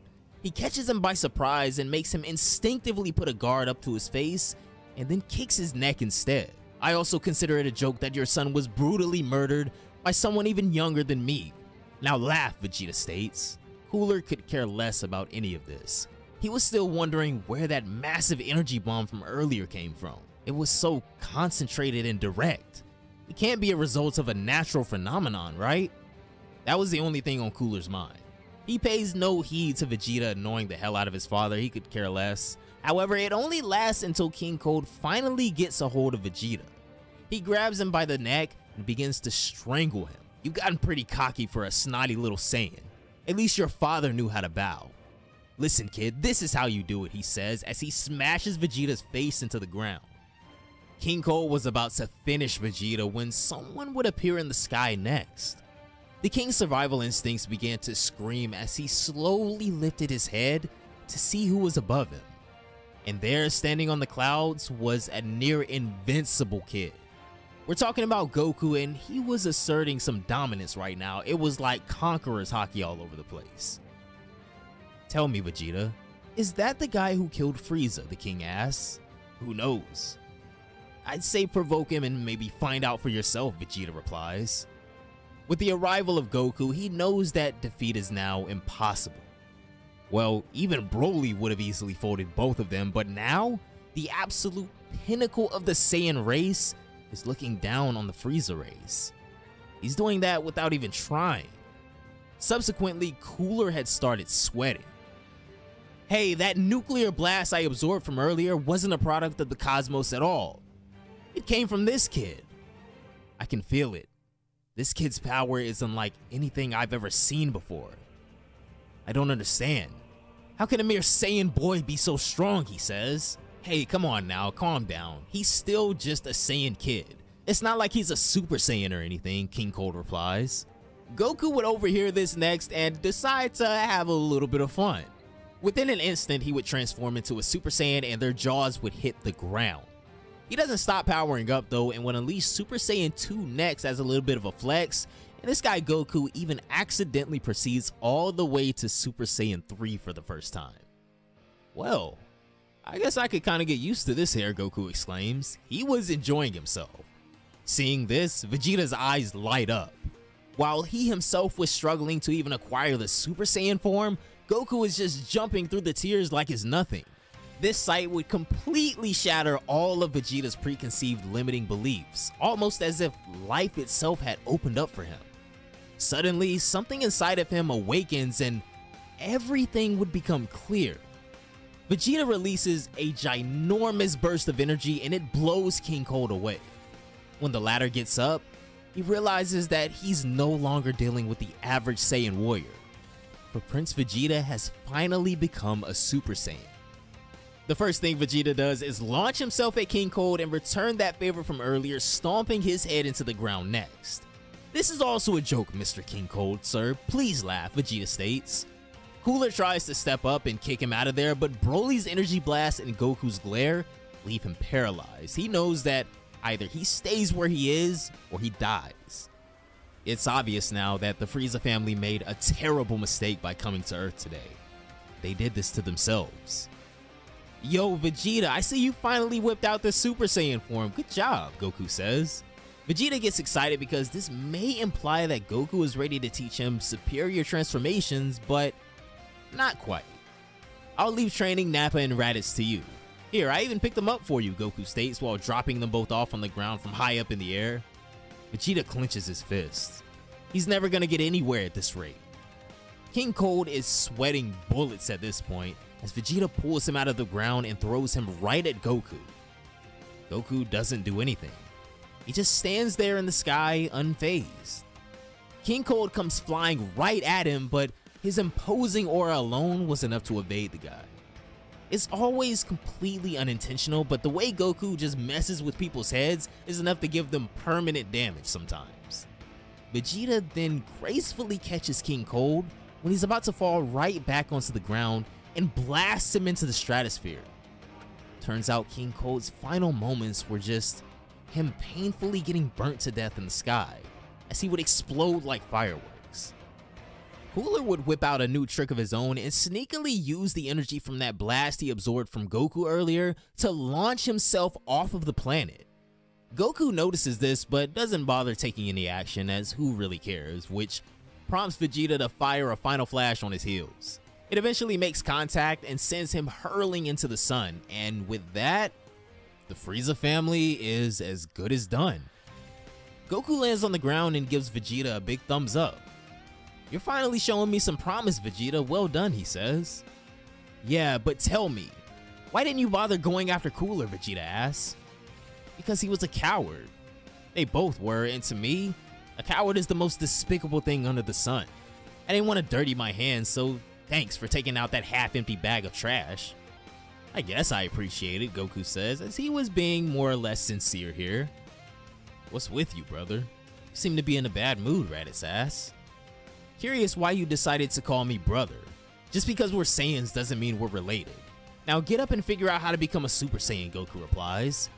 Vegeta, Broly, Nappa, and Raditz all look at Goku in dead silence. How does one even reply to something like this? Raditz sheds a tear while Nappa taps his shoulder. Anyways, Dr. Gero has been making good progress on conjuring up that ultimate life form we keep talking about, as he also monitored this battle and was amazed by the physical disposition of the Frieza clan. He sends out a few more drones to scour that area to see if they can find a limb or maybe even a blood sample. That would be plenty for Gero to imbue their DNA into his android. My genius is almost frightening, he laughs frantically. 2 days later, the drones show up not with just some blood or limb. They managed to find King Cold's entire head, and for some reason, he was still alive. Goodness, how are you still alive? Dr. Gero asks. Not gonna lie, I really don't feel alive right now, he replies. Dr. Gero wasn't really in the mood for any goofy conversations as he places King Cold's head in a pod and continues working on the ultimate life form. Now with this head, he'll be able to make something even better if that was even possible. 2.5 years pass before you know it, and Goku has gotten used to this world and its people. He regularly visits all sorts of eateries and uses Broly's championship prize money. Nappa and Raditz still haven't learned how to become a Super Saiyan yet, and Vegeta genuinely doesn't want to train them anymore. Meanwhile, on planet Beerus, Whis is just chilling outside wondering how much will Goku have grown when he picks him up in another 2.5 years or so. And this is when Beerus wakes up. How long was it this time, Whis? I still feel a little groggy, he asks. It was only 10 years, my lord, but you'll be surprised at how much that kid has grown. He mastered Ultra Instinct over 2 years ago, Whis replies. Beerus is left speechless. He regains his cool and grins. Alright, take me to that boy. Let me see if he's truly become my arch rival, Beerus declares. Dr. Gero had already finished the greatest man-made biological weapon in the history of all 12 universes. He'll be waking up any moment now. Then somehow there was Cooler. He had crash landed on the sun, and after about 3 years of constantly getting cooked, he finally opens his eyes. Not only is he somehow still alive, but he was pissed at this point. And it was during this 3-year time span of him getting constantly torched on the sun that he too entered a new realm of power. It doesn't really take much for the frost demons to get stronger, and well, Cooler was in a state of constant stress while in the sun. His body eventually adapted and he somehow evolved. Be that as it may, his new body is kinda like a double-edged sword still. While it did catapult him to a level of power that makes him feel more confident that he'll be able to take on Goku and the others, his body is like a raging inferno right now. Sooner or later, he'll use up all of his life fumes and certainly die. But he doesn't care at this point. His own existence be damned, as long as he can make those Saiyan brats pay, he'll happily accept whatever fate awaits him. Then there was Goku. When he finally returns to the farm after completely exhausting that prize money, a completely enraged Broly is waiting for him, as Goku is about to find out that money isn't just some paper that you can take from people as you please. After giving up on Nappa and Raditz, Goku started plowing through Broly's championship money, and looks like by now, they've completely run out of cash. Broly screams Kakarot's name in agony. Yo, what's up? Calm down, Broly. Here, have a Snickers or something, Goku says, but seeing the stash of Snickers behind him furthermore heightens Broly's rage. He was gonna develop the farm with that prize money, but now it's all gone. Understandably so, Broly jumps Goku and punches him straight in the gut. This causes him to take Broly seriously now. Goku would then go Super Saiyan and meet Broly's intensity with his own fire. They exchange solid blows for the next 2 or so minutes until Broly somehow manages to overpower Goku. He transforms into Super Saiyan 3 and still, after another couple of minutes, Broly somehow catches up again. Wow, are you for real, Broly? It looks like you really don't have a cap. Guess I'll have to go all out too, Goku says, and then he would enter Perfected Ultra Instinct. In the back of his mind, he was already sure of his victory. Yes, Broly's proclivity to grow is unmatched, but Goku has just experienced it, so unless Broly himself unlocks this state of being, there's no way he can outdo Goku. It should be impossible. Still, Broly's uncapped power level continues to soar. The stronger his opponent, the stronger he himself gets, especially when he isn't in the most optimal state of mind. Yet, all this was doing is giving Cell X the energy to open his eyes and finally be born.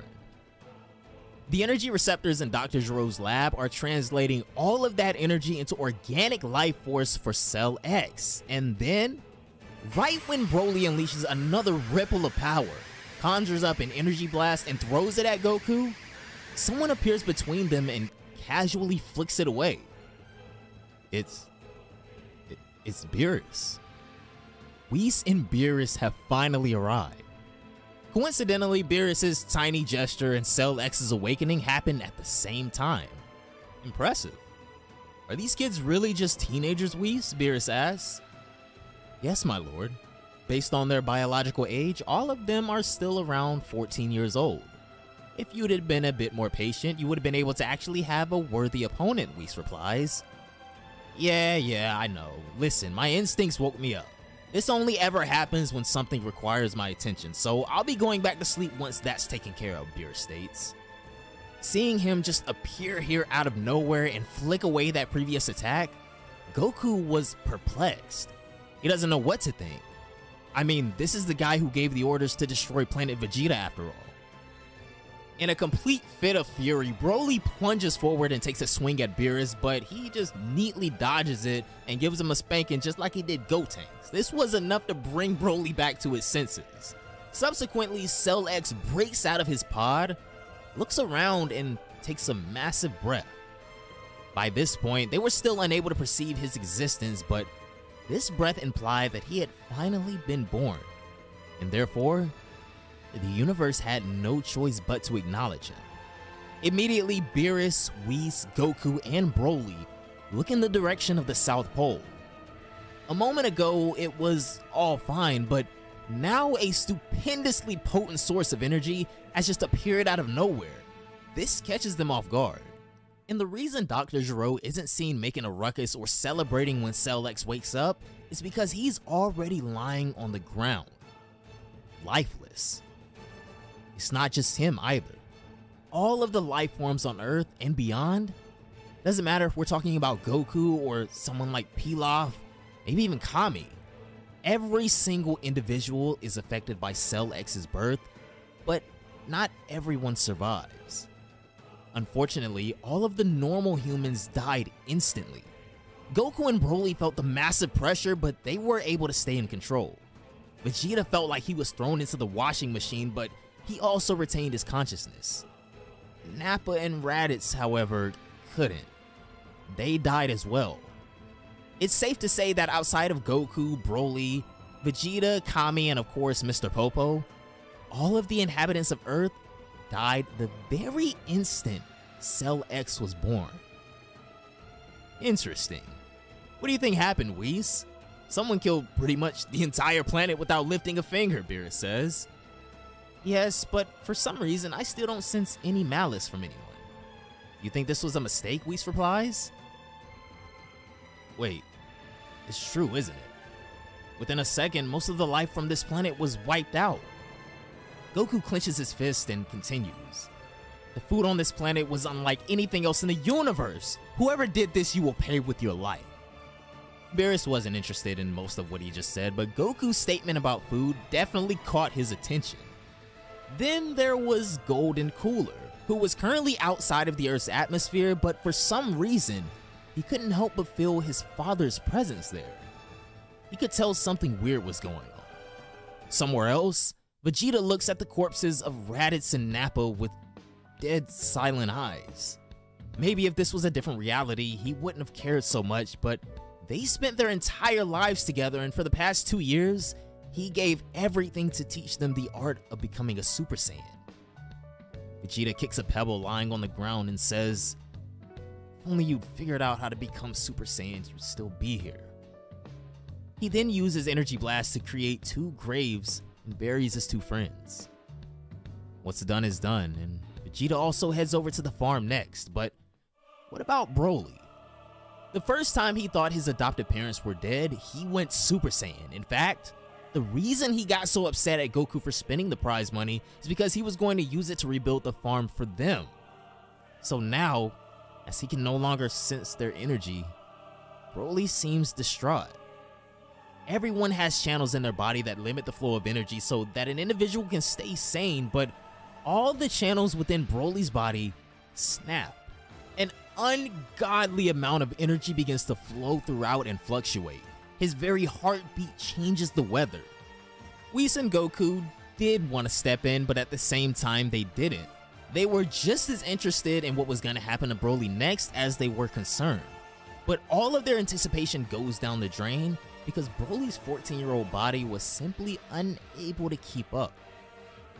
The power seeps from him and Broly falls to his knees. He was already unconscious. Goku picks him up and takes him inside the farmhouse. "Get some rest, friend. I'll apologize to you later," he says. Vegeta was also here by now and he was brimming with rage. First planet Vegeta and now this planet? Damn it, he says. As for Cell X, he was goofing around with the penguins. Seems the aquatic life somehow survived. Golden Cooler quickly lands right next to him. He was actually following the faint scent of his father's existence, trying to see if the old man still somehow survived, but when this faint trail leads him to none other than Cell X, Golden Cooler's jaw drops. Well, it's not like he ever cared for his father anyway, he was just kind of curious to see if someone from his family was still alive or not. "Hello there. Which race are you from?" "This is the first time I've seen someone with as many physical features as you," Cooler asks. "I have descended from many races, my friend." "What about you though? You look oddly familiar," Cell replies. He was aware of the blood that flowed through him.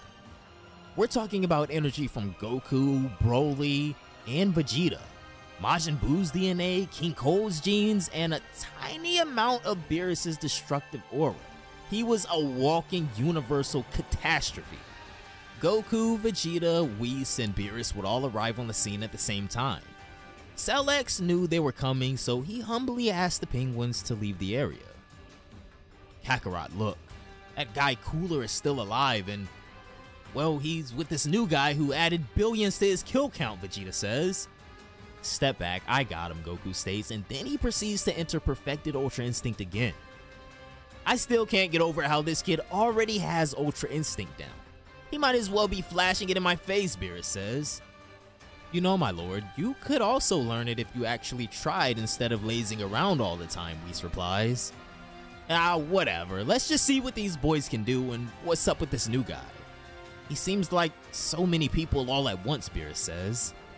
Even though their conversation is casual and relaxed, the atmosphere itself isn't relaxed at all. Cooler and Vegeta are basically fuming as they look at each other, patiently waiting for the other to give an inch so that the other one can take a mile. As for Goku, he was already landing heavy blows on Cell Max, and by heavy, we mean heavy enough to shatter the Earth's core. Conveniently, Whis is keeping the Earth from exploding on his own time. Though after a few tries, Cell X dodges for the first time, and since then, he successfully succeeded in dodging Goku's every move. Yeah, somehow, despite Ultra Instinct, Goku has been unable to hit Cell ever since the first time Cell was able to dodge an attack. Calm down, son. I don't want to hurt a kid, Cell X says. Son? Don't make me end you. You took the lives of billions of people, including Broly's parents and the chef whose private services I hired. I don't know who you are, but I deem you a plague, and I will take it upon myself to eradicate you from the face of this planet, Goku declares. Ah, yes, you're right, but I've been thinking, is it really my fault all of those people died? I mean, all I did was open my eyes, Cell X replies. Shut up. There was intent behind that first blast. You can fool yourself, but you can't fool me, Goku states. Hearing this, Beerus asks Whis to fact check this information, and indeed, while there was intent, Cell X only intended to open his eyes. People died as a side effect from that. I mean, they just couldn't handle being on the same planet as this chaotic mishmash of lineages. Goku continues his onslaught, but it's just no use. Cell X has literal perfected movements, almost as if he had already trained to counter Ultra Instinct. Ah, I see now. That makes a lot of sense. Goku's Ultra Instinct energy was captured and used in the creation of this new fella. That's why he can so easily and naturally dodge those attacks. I'm afraid our Goku won't be able to win this one. His hardware needs a lot of work, Whis says. Damn, that's unfortunate, kid. Well, what do you say? Should I step in? Can't say I'm not itching for some action too, Beerus asks. Oh, please don't. Let the boys see the limits of their abilities for themselves. Helping them would be an insult to that zealous look on their faces, Whis replies. Unfortunately, zeal alone doesn't help you win battles, especially when the difference in power is simply too much to escape. But for the moment, forget about Goku versus Cell X. What about Vegeta versus Golden Cooler? The fight began when a glacier dropped, but from the moment Vegeta punched Cooler till he was hit back, and the entire battle in between, all it took Cooler was less than a minute to completely destroy Vegeta. It was hardly a fight if you could even call it one. Vegeta is still just a mere Super Saiyan. No way he was beating someone like Golden Cooler, who would evolve thanks to the very power of the sun. Cooler makes another blast to finish Vegeta off, but then his eyes come in contact with Beerus' glare. It wasn't much, but it was enough to completely stop Cooler in his tracks. Just like how a gazelle can feel when a lion is nearby so that he can flee, the same thing is now happening with Cooler. Unlike his brother Frieza, he was never told about the god of destruction Beerus, and yet every cell in his body screamed the instant they exchanged glances. Beerus' presence alone had broken Cooler down to a kneel. Now, returning to the battle between Goku and Cell X. Hey, what's your name? How did you even come to this planet? Goku asks. My name is Cell, and as I said, I was born today. Seriously, you must be feeling oddly proud of yourself to come and bully someone who is only but a few moments old, he replies. Cell, huh? Did you come up with this yourself, Goku asks. No, the word cell was actually written on my pod, but I added the X myself, you know, just to make it sound cooler and a little more complete, Cell replies. Cell X, huh? Well, make sure you apologize to all of the people you killed, because I'm sending you to them right now, Goku declares while preparing a focused energy beam attack. Now, he had never learned this attack in his timeline from Master Roshi, but the circumstances of this whole situation kind of speak to him on a sort of metaphysical, philosophical level, if you feel what I'm saying, and in turn, allow him to whip out this attack, the Kamehameha Wave. Now, Goku knows that whatever happens, Whis will protect them, and considering how this planet's life is already dead, he's fully willing to blow up everything along with Cell X. Though as Goku is halfway through gathering energy for the Kamehameha, Cell X notices something which makes him voluntarily approach Goku. And when Goku finally unleashes his Kamehameha, Cell would mimic his motions and counter it with one of his own. It would completely outclass Goku's attack and ends with Goku experiencing the full magnitude of his force. Thanks to Ultra Instinct though, he managed to evade some of it and avoid death, but it still rendered him incapable of continuing the battle. Careful Kakarot, you almost hit the penguin, Cell X states. Yeah, the reason he showed up right in front of Goku's attack wasn't to make Goku feel inferior or flex or anything like that, he was just trying to protect the birds. Oh wow, this guy is totally messed up. What do you think, Whis? Should we get him as my apprentice destroyer? You know, kinda like how Belmont has his own apprentice. I'll be able to retire pretty quickly, Beerus asks. Well, suit yourself, my lord, Whis replies. The battle is over, but Vegeta still manages to get up one last time. His eyes were bleeding, he had multiple fractured ribs, a broken leg, and was coughing up all over the place, but through purely the strength of will, he gets up. However, it was too late. The battle was over. He collapses after another light attack by Cooler. On this day, the Saiyans were completely defeated, embarrassed even. Vegeta exhausted all of his life fumes damn near, Broly self-destructed, Nappa and Radish dropped without even seeing the enemy, and well, Goku? This is the first time he had suffered a loss this humiliating. Whis asked if he'd like him to heal his body, but no, Goku was much too frustrated to accept that. No, Whis. I deserve to feel this pain. I may have lost today, but never again.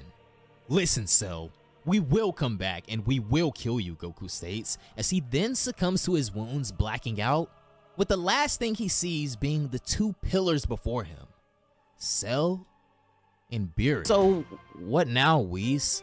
This planet is as good as dead, Beerus asks. Quite the opposite, my lord. This is the first time Goku has suffered a loss this humiliating. His soul must be fuming, and that kind of intensity is enough to make anyone stronger, Whis replies. Hearing this, Beerus recalls the last time he had to give everything during a battle. He smiles and says, yeah, I guess you're right.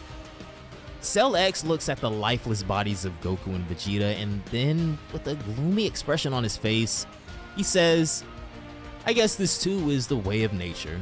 You guys drove those friendly penguins into a corner, but now you're dead and they're free to do whatever they want. Apparently Cell X had already mastered their speech. Beerus himself approaches. Hey, I like you.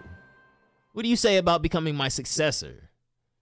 Cell X takes a proper look at Beerus. He doesn't like the overwhelmingly destructive energy oozing from him, but he didn't want to just brush it off either, so he asks, interesting, but what kind of role do you play in this universe, if I may ask? The god of destruction. I am the one who oversees destruction in this universe. Acknowledge me as your master, and one day you'll bear my position, Beerus declares. No thank you, Cell X instantly replies. He has zero interest in that position. Are you sure? Judging from your physical composition, I'd say there's no better role for you to play in the universe. Just take my seat and enjoy being the destroyer, Beerus says.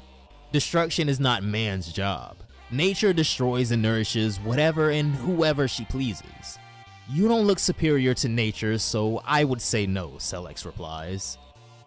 So you're choosing nature over godhood. Interesting. Whis, have I ever been rejected like this before, Beerus asks.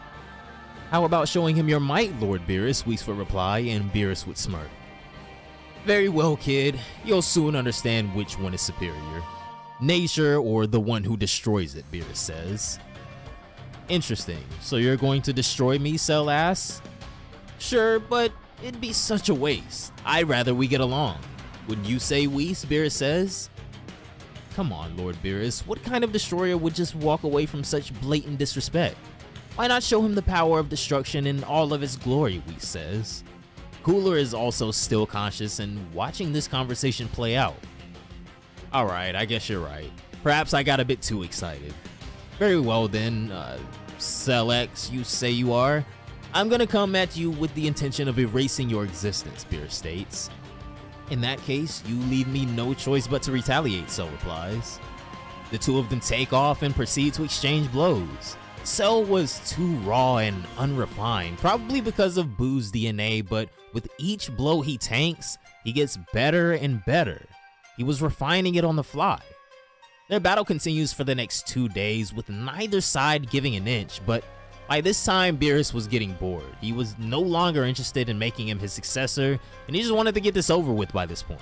So the next time Cell X even gets close to him, he just shoots him with a Hakai Blast at point blank range, and within an instant, Cell X seemingly is erased from existence.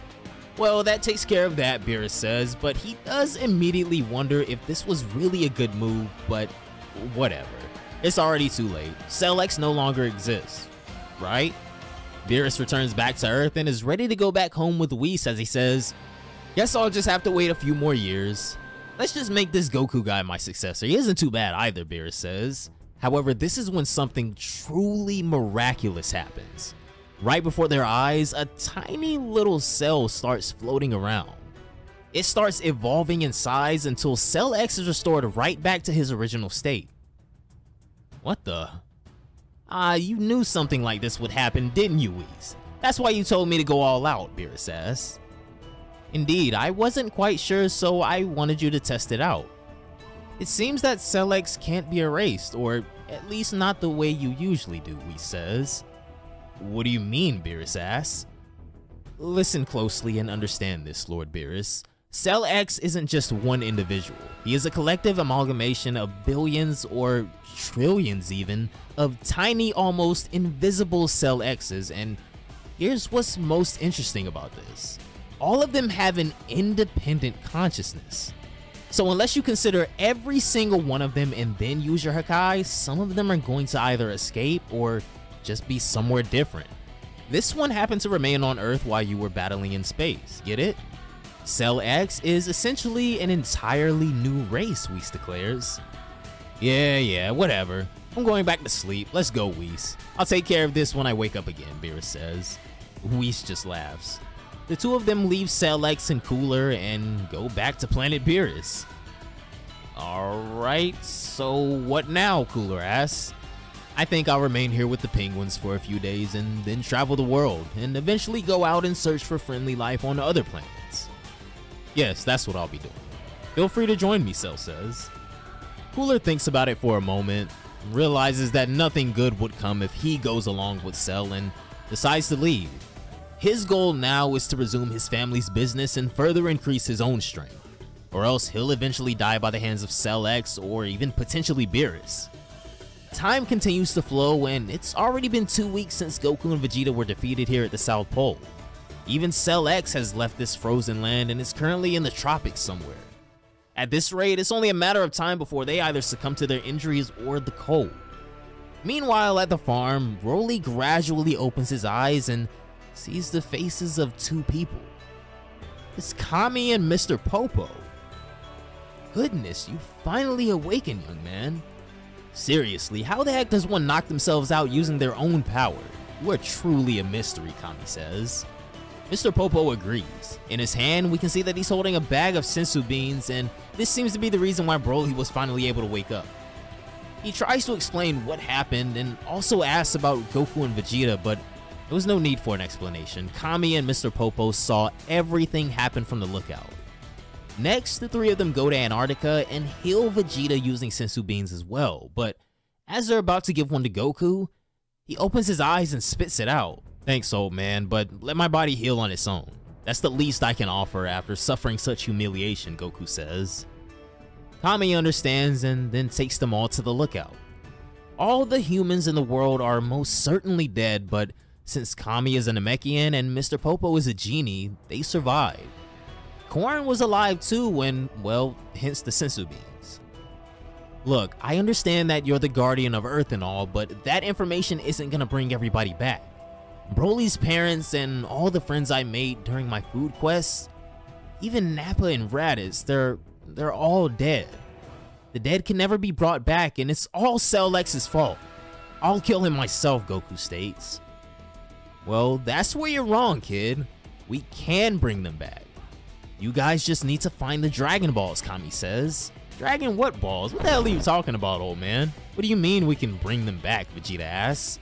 But with just one stare from Mr. Popo, Goku and Vegeta go completely quiet and simply just listen. Then Kami brings out the 1-star Dragon Ball and shows it to them. So this is what you guys have to do. Explore the planet and search for 6 more of these Dragon Balls. When 7 of them come together, we can summon Shenron, the magical dragon who's capable of granting any wish to the summoner. That's how we'll bring the people back to life, Kami explains. Vegeta asks an interesting question though. You mean one can even ask for things like becoming the strongest in the universe, or maybe even immortality? But Broly and Goku aren't hearing that, of course, so next we would start the quest for the Dragon Balls. Of course, without Bulma, they don't have any type of radar, which means that everyone is going to have to rely on their 6th sense to find them, and it's definitely going to take a long time. By the way, I was wondering, if only humans died, why are Nappa and Raditz also dead? They're Saiyans, Vegeta asks. Well, to be fair, we were also out cold for 10 or so days, so maybe they just fell unconscious and you guys couldn't tell the difference, Kami says. Oh, shit, we buried them, Vegeta screams. Oh, so it was you guys who killed them and not Cell X, Mr. Popo adds. Whatever, no use crying over what's done. We'll just bring them back too. But the real question is, how do we get stronger? This level of strength wasn't enough for us to win last time, so I need to find a way to get stronger and fast, Goku says. If my experience is anything to consider, I would say that you'll grow stronger on your own. The problem isn't your energy or skills, it's your physical body. With age, you'll naturally become stronger. Several times, in fact, Kami says. That's not enough. Maybe it is for Kakarot and Broly, but I need something else. Like, how does it make sense for the Prince of Saiyans to be so far behind the only 2 Saiyans that are still alive? I'm basically the weakest Saiyan in the universe, Vegeta states. Chill, guy. We weren't expecting you to defeat Cell X or even cooler, Goku says while patting his shoulder. See, this is exactly what I'm talking about. You never take me seriously, Kakarot. Come on, train me to be as strong as you so that I can eventually surpass you, Vegeta declares. Sure, let's come up with a schedule. We'll search for the Dragon Balls during the day and train during the night. So by the time that all of the Dragon Balls are gathered, we're strong enough to defeat just about anyone. I, for one, would be pleased to defeat Lord Beerus. He's the one who orchestrated the downfall of Planet Vegeta after all, Goku replies. Wait, are you serious? I thought that was all Frieza's doing, Vegeta says. No, Frieza was just his errand boy. The real reason there are only 3 Saiyans left in the universe is because Lord Beerus didn't like the pillow your father gifted him. You understand, Vegeta? Forget Frieza or his family. We're basically powerless against the real authorities of the universe, Goku declares. Broly couldn't care less about training before. All he wanted was to live a normal life with his parents, marry a proper woman like they wanted him to, and then give them grandkids so that when they're both on their deathbed, they can pass away without any regrets. But this recent predicament got in the way of his parents' happiness. They may not be related to him by blood, but to Broly, his kind parents have always been the single most important thing in the world. He'll bring them back, even if he has to become the demon himself. This is why when Goku and Vegeta are talking, he stays quiet. He was too focused for his own good. From that moment onward, their quest for the Dragon Balls and training begins. Every day they scour a certain area, train there at night, eat wild animals, and then go to sleep. They continue this routine for about a year, but in that time, they've yet to find a single Dragon Ball. It just isn't working. Alright, this is ridiculous. We haven't made any progress in the last year, and Cell X is still on the planet, Vegeta says. Exactly. He hasn't done anything in the past year either. This is good news because we can just continue doing what we're doing every day for the next 365 and eventually we'll win, Goku replies. Yeah, but we haven't made any progress, Vegeta states. Listen, Vegeta, you know the reason I'm so strong is because Whis drilled a routine into me every day since the day I arrived on their planet. If you're saying that you can't delay gratification, then give up. It'll be easier to do this with just me and Broly anyway. I mean, look, I don't even remember the last time Broly said anything, let alone complained, Goku says. By this point, they've explored all of Australia, including the nearby islands. Suddenly, out of nowhere, Broly finally says something. Hey guys, you think there's a possibility we may find a Dragon Ball in the ocean, Broly asks? Now that you mention it, that could be the case. We don't know the exact coordinates, but according to Kami, there should be one in Oceania, so maybe the Dragon Ball we're looking for is actually in the Pacific, Vegeta says. Sure enough, as Broly would split this section of the ocean with a blast, they see something start to sparkle. It was the 5-star Dragon Ball. After one whole year since starting this adventure, the three Saiyans are finally getting somewhere. In the meantime, in between time, however, Cell X was busy exploring the planet while completely hiding his presence, of course, because he didn't want to scare the animals, and then out of pure coincidence, he happens to come across the Saiyans again as they're about to leave Oceania. So, what now? It's still much too early for a rematch, but exactly whose decision is that to make? Broly is enraged at the sight of Cell X. I mean, last time he lost his own consciousness before even joining the battle, so naturally he's the one who wants a piece of Cell X the most right now. Goku and Vegeta are also not really pleased to see him either. Then there's the water that was forcibly blown out of the sea. It's still in the process of falling back down along with all of the toasted aquatic life. What's wrong with you guys? Just when life had started returning to the oceans, you do this, Cell X comments? Says the dude that took out 8 billion people in a second, Goku says. Oh, was that a lot? Cell X asks, and then he looks towards the ocean. Goku, Vegeta, and Broly look together with him, and what they see next has them in shock.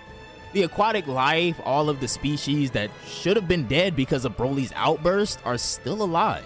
Completely unharmed, every single one of them, and they just fall right back into the ocean with the water. Suddenly, massive amounts of tiny particles emerge out of the ocean and start merging. Within a couple of moments, these tiny particles completely take the appearance of Cell X.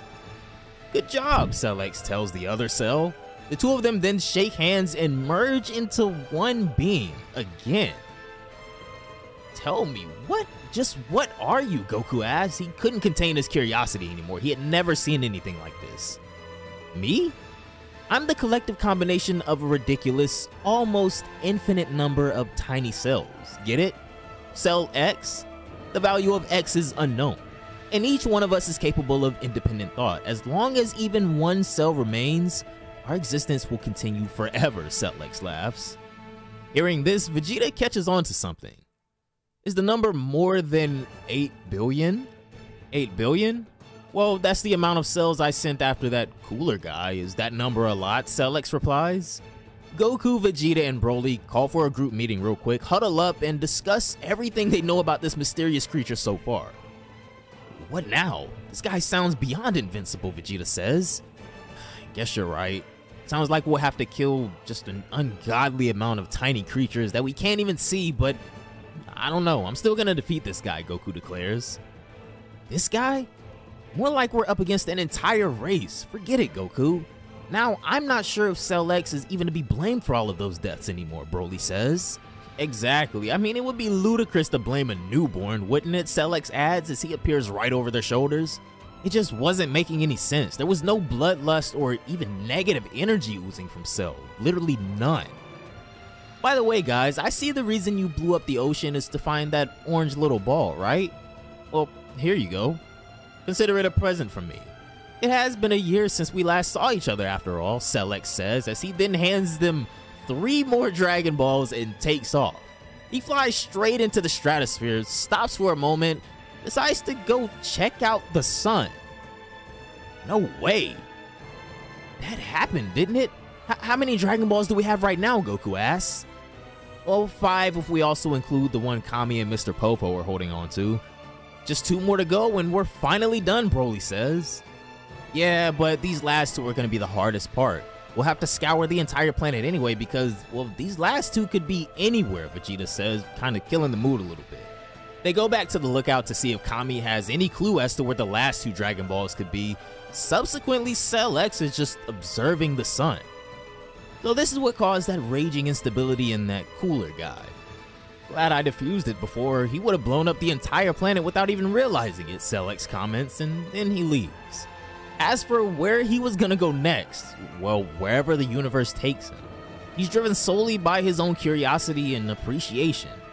Back at Earth, Kami honestly has no idea where they're gonna find the last 2 Dragon Balls. 3-star and 7-star, huh? No clue, Mr. Popo states. Goku sighs. Guess we better start looking. Once again, Goku and the other 2 continue their daily routine. They search for the Dragon Balls in the morning and train at night. Another year passes by and they're still at it. Then 2 years, then 3 years. After 4 years of this constant daily routine, they finally found the 7-star Dragon Ball in an ornament store in India. But the problem was the last Dragon Ball. By this point, they've already covered the entire globe, surely. What do you think, Kakarot? Should we start again, Vegeta asks. To search for a single Dragon Ball in this entire world without a radar. Whatever, man. I'm thinking about leaving this planet. Kami and Mr. Popo will eventually find the last Dragon Ball themselves and bring everyone back to life, Goku says. He takes another bite out of the dinosaur leg they just fried, but his teeth bite into something really hard and almost shatter. When they take a closer look, their jaws simultaneously drop. It was the 3-star Dragon Ball in the leg of a dinosaur. 5 years after beginning the search, they now have all 7. Shenron will be summoned, and all of the people who died on that day 5 years ago were brought back to life. Raditz and Nappa bulked up quite a bit. They trained and even participated in a tournament in the afterlife, but unlike Goku, Vegeta, and Broly, who are all 19 years old now, Raditz and Nappa are still the same age as when they died. Raditz is 15, as for Nappa, well, he was actually 34 right now. The good news is that they can now turn into Super Saiyans as well. Though, of course, while Goku, Vegeta, and Broly may not have had any major boost, the consistent effort they put in catapulted them several tiers ahead. Goku now has full command over his Ultra Instinct. Broly is no longer at the mercy of his anger and can control the Ikari state at will. Vegeta is still in Super Saiyan 2, but he knows he can feel it. Just one more piece and he'll be able to achieve a transformation that is truly unique to him. Meanwhile, Beerus, who went to sleep again, hoping that the next time he wakes up, Goku is strong enough to be his successor, suddenly wakes up because of an uncomfortable twitch in his eye. "Oh, guess it's finally time," he says. "Glad that you're finally awake, my lord. The Supreme Kai seems to have invited you for a cup of tea. Shall we go?" Whis states. "Sure, let's hear him out. It won't be funny if that guy kicks the bucket," Beerus yawns. Later at the sacred world of the Kais, the Grand Supreme Kai and Shin greet Beerus and Whis as they arrive. "Whoa, Grand Supreme Kai, you're still around?" Beerus asks. "Yes, well, Whis here separated me from Buu over 10 years ago. I've been hard at work fixing the mortal level of this universe ever since. Things have been good lately. Too good, in fact. And that's what we wanted to talk to you about," he replies. For the sake of context, the Grand Supreme Kai was absorbed by Buu over 5 million years ago, but after, Goku and Whis aided in resurrecting Buu so that Goku could have a face-off against a worthy adversary. Whis separated Grand Supreme Kai from Majin Buu, and thanks to his work, Universe 7 is no longer among the bottom-tier universes. "Okay, so what is this about?" Beerus asks. "I guess it's about Cell X. You failed to recruit him as your successor," Whis replies. "You mean he's still around? I thought Goku would eventually handle this guy," Beerus asks. "I mean, even you with your energy of destruction couldn't finish him off. Now that Cell X is around, it seems near impossible for most beings to take him out. He'll continue living until Universe 7 itself is destroyed, Whis explains. Beerus gulps. Whis is exactly right. His durability makes Boo look like a joke, but you know what he's done in these past few years? He's been doing my job. Universe 7 is now in the top 5 universes in terms of mortal level, and that's primarily because of him. He simply goes around visiting planets, fixes up the climate, and solves food problems, even leaves behind a part of himself to make sure that the planet he saved starts prospering. If Majin Buu was the embodiment of chaos, Cell X personifies order.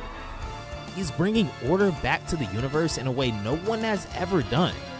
Previously, only 28 planets had mortal life, but now that number is over 1,000. Listen and understand this, Lord Beerus. Before long, Cell X will rule this universe. You and I could very well become inferior to him, the Grand Supreme Kai declares. Meanwhile, on planet Earth, Vegeta faces off against Nappa and Raditz to try and see how far they've come up, but a few minutes later, a familiar face pulls up again. This time it's Cooler though. Where is Cell, he asks. Not sure why, Vegeta asks while bracing himself. He was gonna let him talk, but he very much intended to eliminate Cooler right here. This puny creature was manipulating my mind. He took over our family's planet trade business and undid all of the havoc we caused over the millennium. Every night, I'm plagued by nightmares. My family's legacy is effectively over, Cooler declares. Seeing him acting so pathetic makes Vegeta laugh. The Saiyans are now at the top of the universe while the Frieza clan is going to be wiped out. Vegeta then unleashes Super Saiyan 2 and prepares to destroy Golden Cooler. Cooler could not ignore the lethal amounts of bloodlust coming from Vegeta, so he powers up as well, but with his spirit broken and his sense of self gone, he was just a mere shell of his former self. Even in Super Saiyan 2, Vegeta is able to absolutely thrash Golden Cooler, who is barely fighting back. Those 10 or 20 straight punches to the face force him into recalling what happened, how he was going to use his own life force as collateral to wipe out all those monkeys. He was enraged. Cell X infiltrated his mind and took everything from him. His final goal, his career, his family's legacy, even his sense of self. As the last attempt to make things right, he braces himself to use his life fumes to kill these Saiyans. Suddenly, his power level is blown out of proportion, but Vegeta simply laughs. How lucky am I? I can now end your race for good. Saying this, Vegeta releases all the stress that once held him back as he releases everything and enters a state of flow. He himself doesn't realize it, but Nappa and Raditz see his hair start shifting between the colors of yellow and blue. He was almost glitching. Vegeta proceeds to pummel Cooler. He chops him into tiny pieces and then blows him away with a gigantic ki blast. Cooler had already used up all of his life. His consciousness faded away and the countless pieces of his body just fall to the ground. It wasn't a fight, it wasn't even an execution. This was just Vegeta terminating a broken man. It was almost embarrassing. That was cruel. Amazing. That was amazing, Vegeta, Raditz says. Nappa claps. What was that aggression? I didn't quite feel like myself during this battle, Vegeta says. This is when we cut back to the sacred planet of the Kais. Fine by me, I can just relax and chill until someone strong enough to rival me shows up. Let's just let Cell X handle our responsibilities, Beerus states. Are you sure, the Kais asks? Dead sure. Keep observing him though. I'm gonna go see Goku for amusement, Beerus states. He gets up and leaves along with Whis. Beerus truly could not care who was in charge of the universe as long as it didn't directly affect him. At the same time, Goku and Broly are in the middle of a little sparring match themselves. How are you planning on finding Cell X? Broly asks while landing a kick. I'll wait for Whis to come and get me. Until then, let's just get as strong as we possibly can, Goku replies while blocking that kick. They soon pause their match though as Beerus and Whis appear. Impressive, you sure have grown a lot since I last saw you, kid. Think you can beat me now, Beerus says. Well, let's try and see, Goku declares with a straight look on his face. Vegeta, who was on his way to talk to Goku about his new transformation, speeds up when he notices that familiar presence.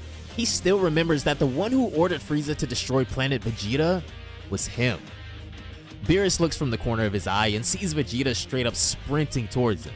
In the next moment, Vegeta had already unleashed a major kick on Beerus, but he blocked it with just one finger. That was pretty rude of you. Were you raised to greet people like this, Beerus asks? This is the son of King Vegeta, Whis states. I must say, he has a lot of potential himself, definitely a lot more than his father. Oh? And how is that King Vegeta doing, Beerus asks. This sick joke would trigger something inside Vegeta, an aggression that had been lying dormant this entire time, a rage that could no longer be suppressed. Then a blue aura emerges around him as he enters that Super Saiyan 2 state. Vegeta had finally done it, the Super Saiyan Rage state. He kicks Beerus again, but this one packs a little bit of a punch. Beerus was gonna block it, but his body instinctively just dodges it at the last moment. Now, Beerus is actually pretty confused by all of this. That thing that we thought was a sick joke earlier was actually sincerity. Beerus just kind of forgot that Planet Vegeta was more or less partially his fault. Whatever, I'm not gonna let this brat get away with disrespecting me, Beerus says. He braces himself to erase Vegeta out of existence, but the moment he conjures up that Hakai, Goku grabs his wrist, and he was in his perfected Ultra Instinct state. He decides to ignore Goku and finish off Vegeta first, but Broly grabs his other arm. What a pain. You should have taught these kids some manners, Whis, Beerus says. This is when he propels all three of them away by simply unleashing his aura. Listen, Beerus begins. How about this? I'll let you all live for now if you treat me to the finest cuisine on this planet. Even though Vegeta was still in his rage form, the three honestly had no other option but to agree, so it would then meet at the lookout where Beerus is offered a full course meal. Goku, Vegeta, and Broly couldn't help themselves, so they also joined in. Yeah, these four were at each other's throats moments ago, but the simple act of sharing a meal together has honestly diffused a few situations. Pretty satisfied with the meal so far, Beerus would then look over at Whis and ask, well, what should we do? I was only interested in Goku at first, but these other two aren't half bad either, Beerus asks. Well, think about it, Lord Beerus, Whis replies. Universe 7 is rising in the rankings fast. Now, if we can just polish up a few warriors, we'll be able to do something that has never happened. We'll be able to top Universe 1 and Universe 12. The Grand Priest would be pleased, Whis replies. Ha, you stole the words right out of my mouth. I was thinking the same thing. Yes, I'm a genius, Beerus states, and then he looks at the Saiyans. Well, you guys want to train under me, he says. Vegeta would clench his fist and grin. It would be an honor, but do keep in mind that my intention would be to surpass you. As for Goku, he simply replies, you say that, but who knows? I might already be stronger than you, Lord Beerus. Beerus would just laugh. Listen, kid, as long as I'm the god of destruction of Universe 7, I cannot lose. Not to you, not to Cell X, but I'll humor you. Beerus would then immediately enter his Ultra Ego state and fly off into the sky. Goku would follow him next. There, the two of them have a brief face-off. Goku is able to dodge almost all of Beerus' attacks. His mastery over Ultra Instinct is truly commendable, but his attacks just aren't strong enough to do any damage to Beerus. On the other hand, just one hit from Beerus is enough to do some serious damage to Goku. The battle continues on for half an hour or so, and it was a terrific exchange between the God of Destruction and the current strongest mortal in existence.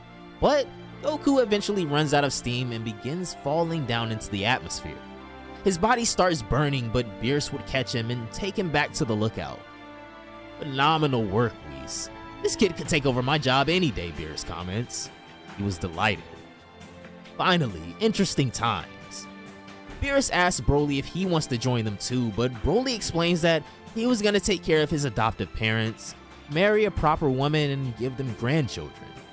Yeah, very well then. I look forward to seeing your kid as well. I'm sure he'll be one hell of a character, Beerus states. Meanwhile, a portion of Cell X has entered Universe 6. Since Universe 6 and 7 exist as a pair, he realized that they have to be in perfect sync or it'll be all for naught.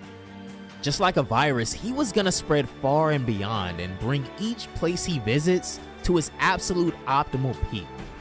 Goku and Vegeta say goodbye to Broly, Raditz, and Nappa for the time being, as it was finally time for the two of them to receive the same kind of training as Lord Beerus. Well, Beerus begins as the four of them prepare to leave. This universe would have been a very different place right now if I wasn't asked to babysit Goku. Fate works in strange ways, doesn't it? Whis would laugh, and that would mark the end of What If Goku Was Raised by Whis? Or maybe this is just the first arc.